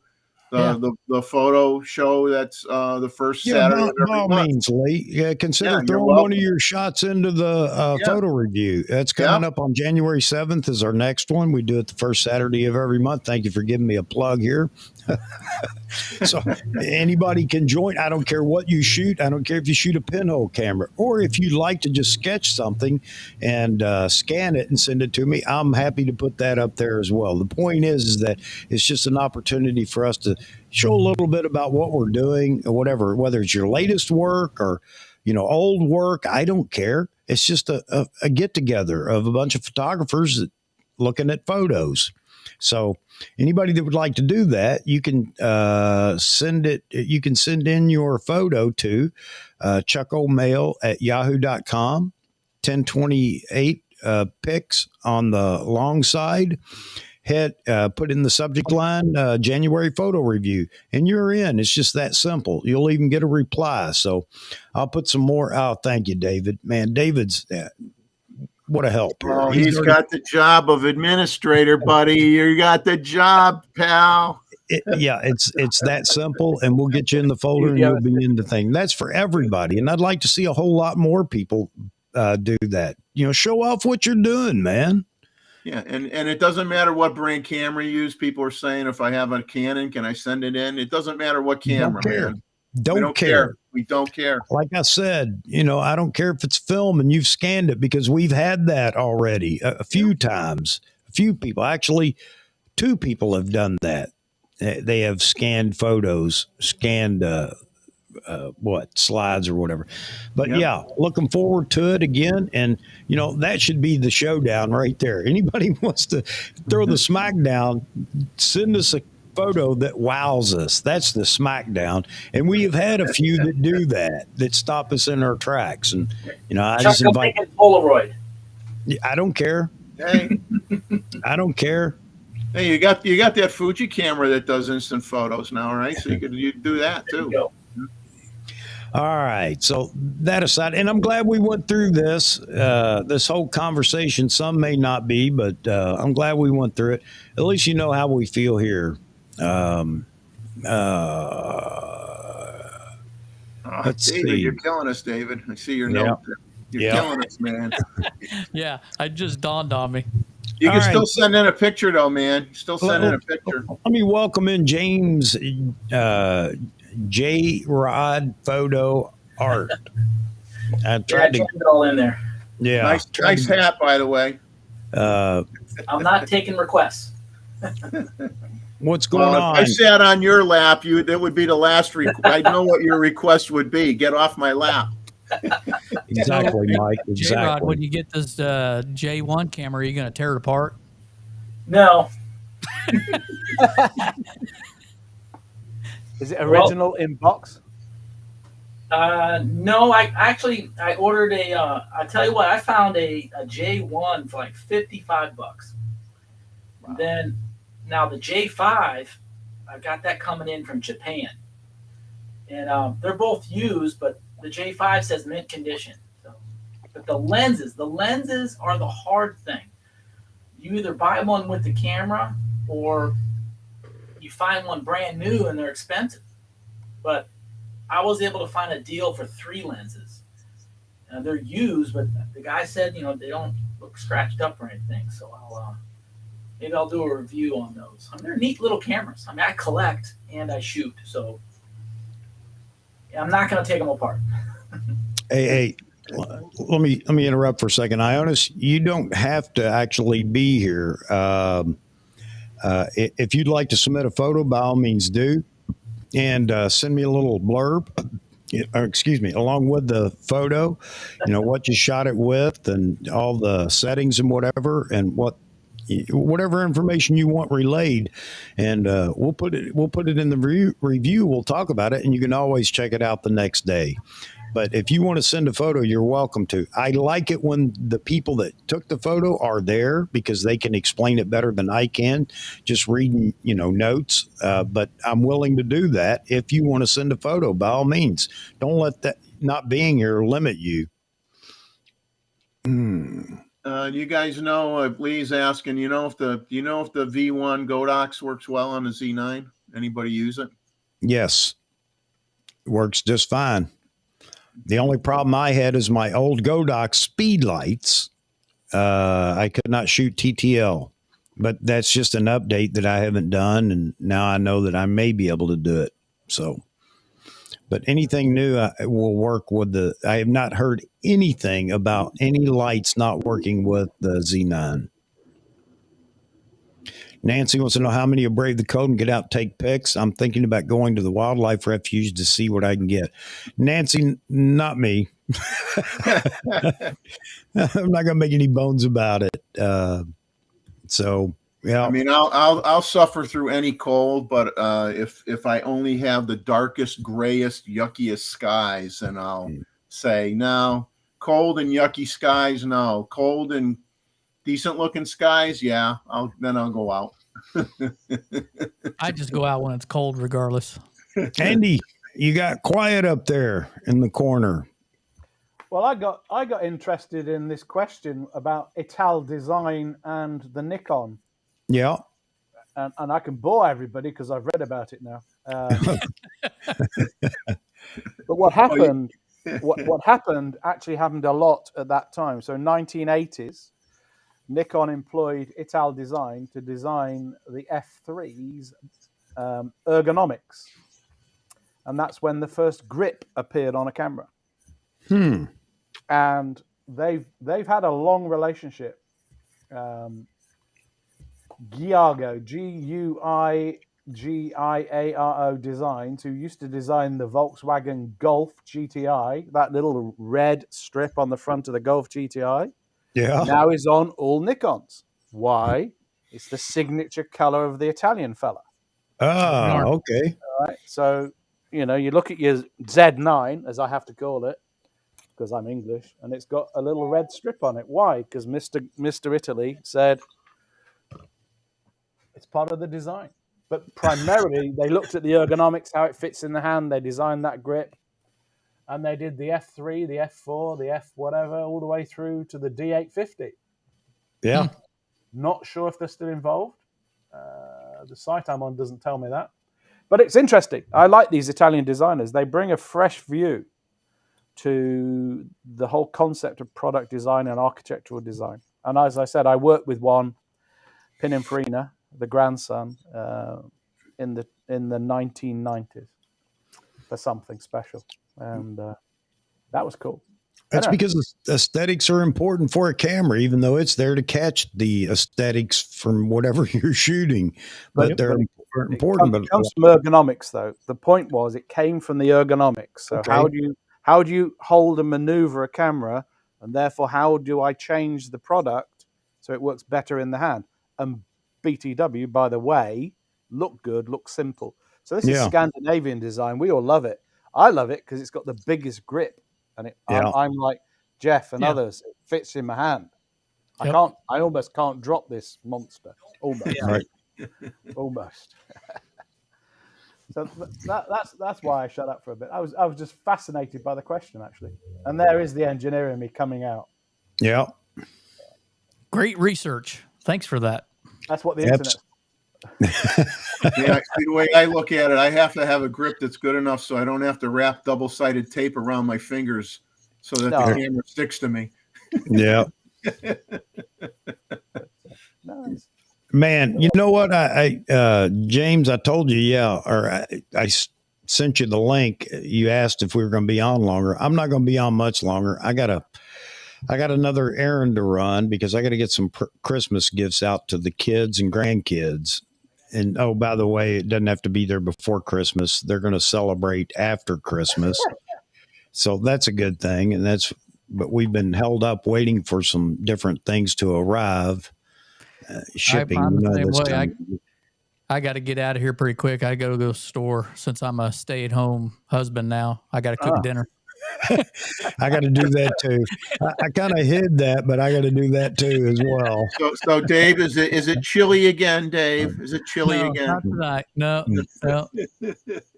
Yesterday was laundry. Today's dinner. All right. You know what? I'm going to go ahead. Nancy, I'm sorry to take off so soon after you get in here, but I do have some things that I have to do. And I'm sorry, James. James, you're going to have to get here earlier, man. You're going to have to tell your boss, hey, dude, I got to go. Yeah. I'm just kidding. Of course, you're not going to do that. He's muted now.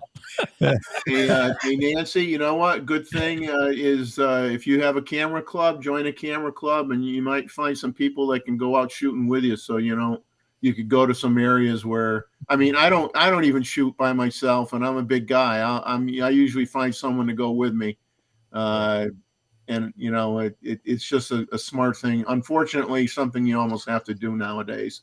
Yeah. Absolutely. All right, ladies and gentlemen, I'm going to go around the horn here, excluding myself, and let you guys say your goodbyes. I'm going to start up here with Andy. Andy, go ahead. Hi, everybody. Just another little shout out for my friends who are doing things for charity. There's a new series of books in the Remembering series. The new one called Bears has just come out. It's all for charity. You can buy them anywhere. Happens to be run by somebody that's the resident photographer in the camp I stay in Kenya. But I wish everybody good luck and a good, safe Christmas, and keep those toes nice and unfrozen.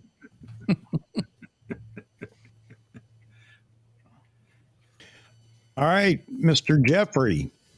Well, first off, wish everybody Merry Christmas, Happy New Year. We'll try to sneak on with Chuck on Saturday, hopefully.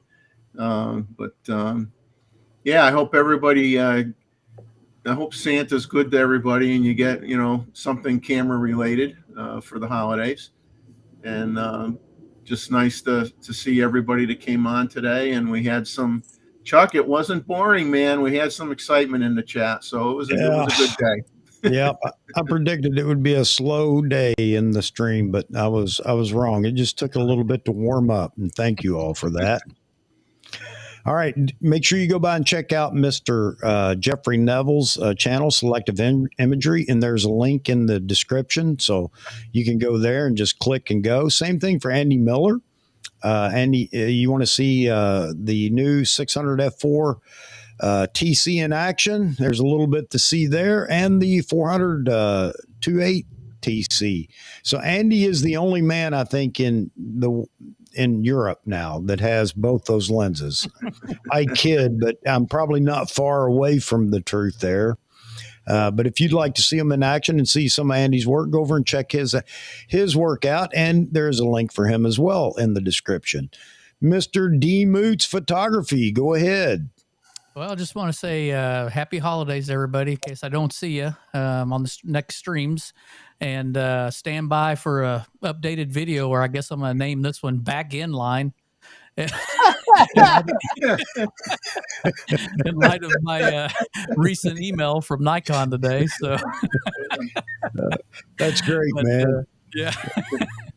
No, anyway, yeah, it was a great stream today. Had lots of good conversation. I don't think anybody got too out of control. So we'll catch you guys later. I'll try to get in there maybe Saturday at some point and get online with you guys. So everybody take care, and we'll catch you next time.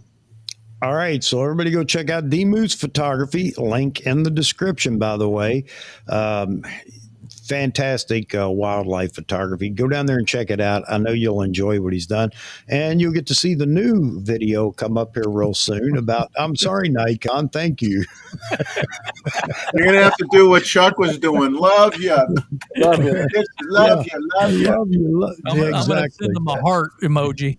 Yeah. All right. J-Rod Photo Art, James at the helm there with the Santa Claus hat on. And James, I don't know if I have your link down there, but I will go back and put it in if I don't have it in the description. See, James has work as well that he'd like to show off, and I'll make sure that I get that link in. But James, go ahead. Is my sound coming through? I've had some mic problems. Yes, Yeah, sir. there you go. Yeah. No, I'm James from J-Rod Photo Art on YouTube and Instagram. Just having fun. Check out my site. I do everything. Lately, I'm taking stuff apart. Old, broken gear. I'm switching over to lenses soon. So you're going to see the inside of some lenses. So that should be pretty interesting. Old, broken lenses. I will not do that to a good working lens. But yeah, have a great holiday, everybody. Hope Santa treats you right this year. And like everyone else said, keep clicking. Get out there. Use what you have. Go take photos. But I was going to tell you real quick, Chuck, I slide my back door open and stay warm, put the long lens right out the window, and I bait all the birds. Yeah. So there you go. It's a good idea, man. That's a good idea. For everybody that's in the chat, thank you very much. If you're not going to be around Saturday night, and I don't expect you to, if you got families and things like that, that's exactly where you should be. But in the event you don't have any place to go and you just want to chat or whatever, I will have the channel open, and that's my wife's the one that suggested that, and I thank her so much. We don't have anything spectacular planned, so it just gives an opportunity for those that might not have any place to go or talk or whatever. And just remember, not everybody's as fortunate as we are. even in our photography community, you know, this is a hard time of the year for a lot of people, especially around Christmas. If you have children and things like that, trying to make ends meet and provide a special Christmas for children or whatever it may be. It may be something more than that. So, you know, I try not to rub anything in anybody's face. I'd love to show what I have, but you know, or whatever I get for Christmas. Although this year, I hope it's underwear. That's more important to me right now. I just got to share everything with you people. I'm glad you didn't say. I'm glad you didn't say toilet paper. Well, no, we stocked up on that. Just again, being transparent. So anyway, I'll be on Saturday night, and anybody that would like to join, do, but don't take away from your family and friends in this time of the year. God bless you all. I'm happy for every one of you that have a chance to be in here and be with us, talking, chatting about all the, you know, all the things that we like to chat about, we like to argue about, or whatever it is. But I hope you all have a wonderful, wonderful week and a wonderful New Year. If I don't see you before New Year, but that's all I have to say, folks. And go by and check out V-Man Reacts with his latest video. I'm going to do that after I run an errand. I was going to say I'd like to do it right after I end, but I've got an errand to run so I can get some packages out. But I'm just rambling again. God bless you all. I thank each and every one of you. If I don't see you till next year, we're going to make it even better next year. Hope everybody has a wonderful holiday season. Take care, everybody. Take care, everybody.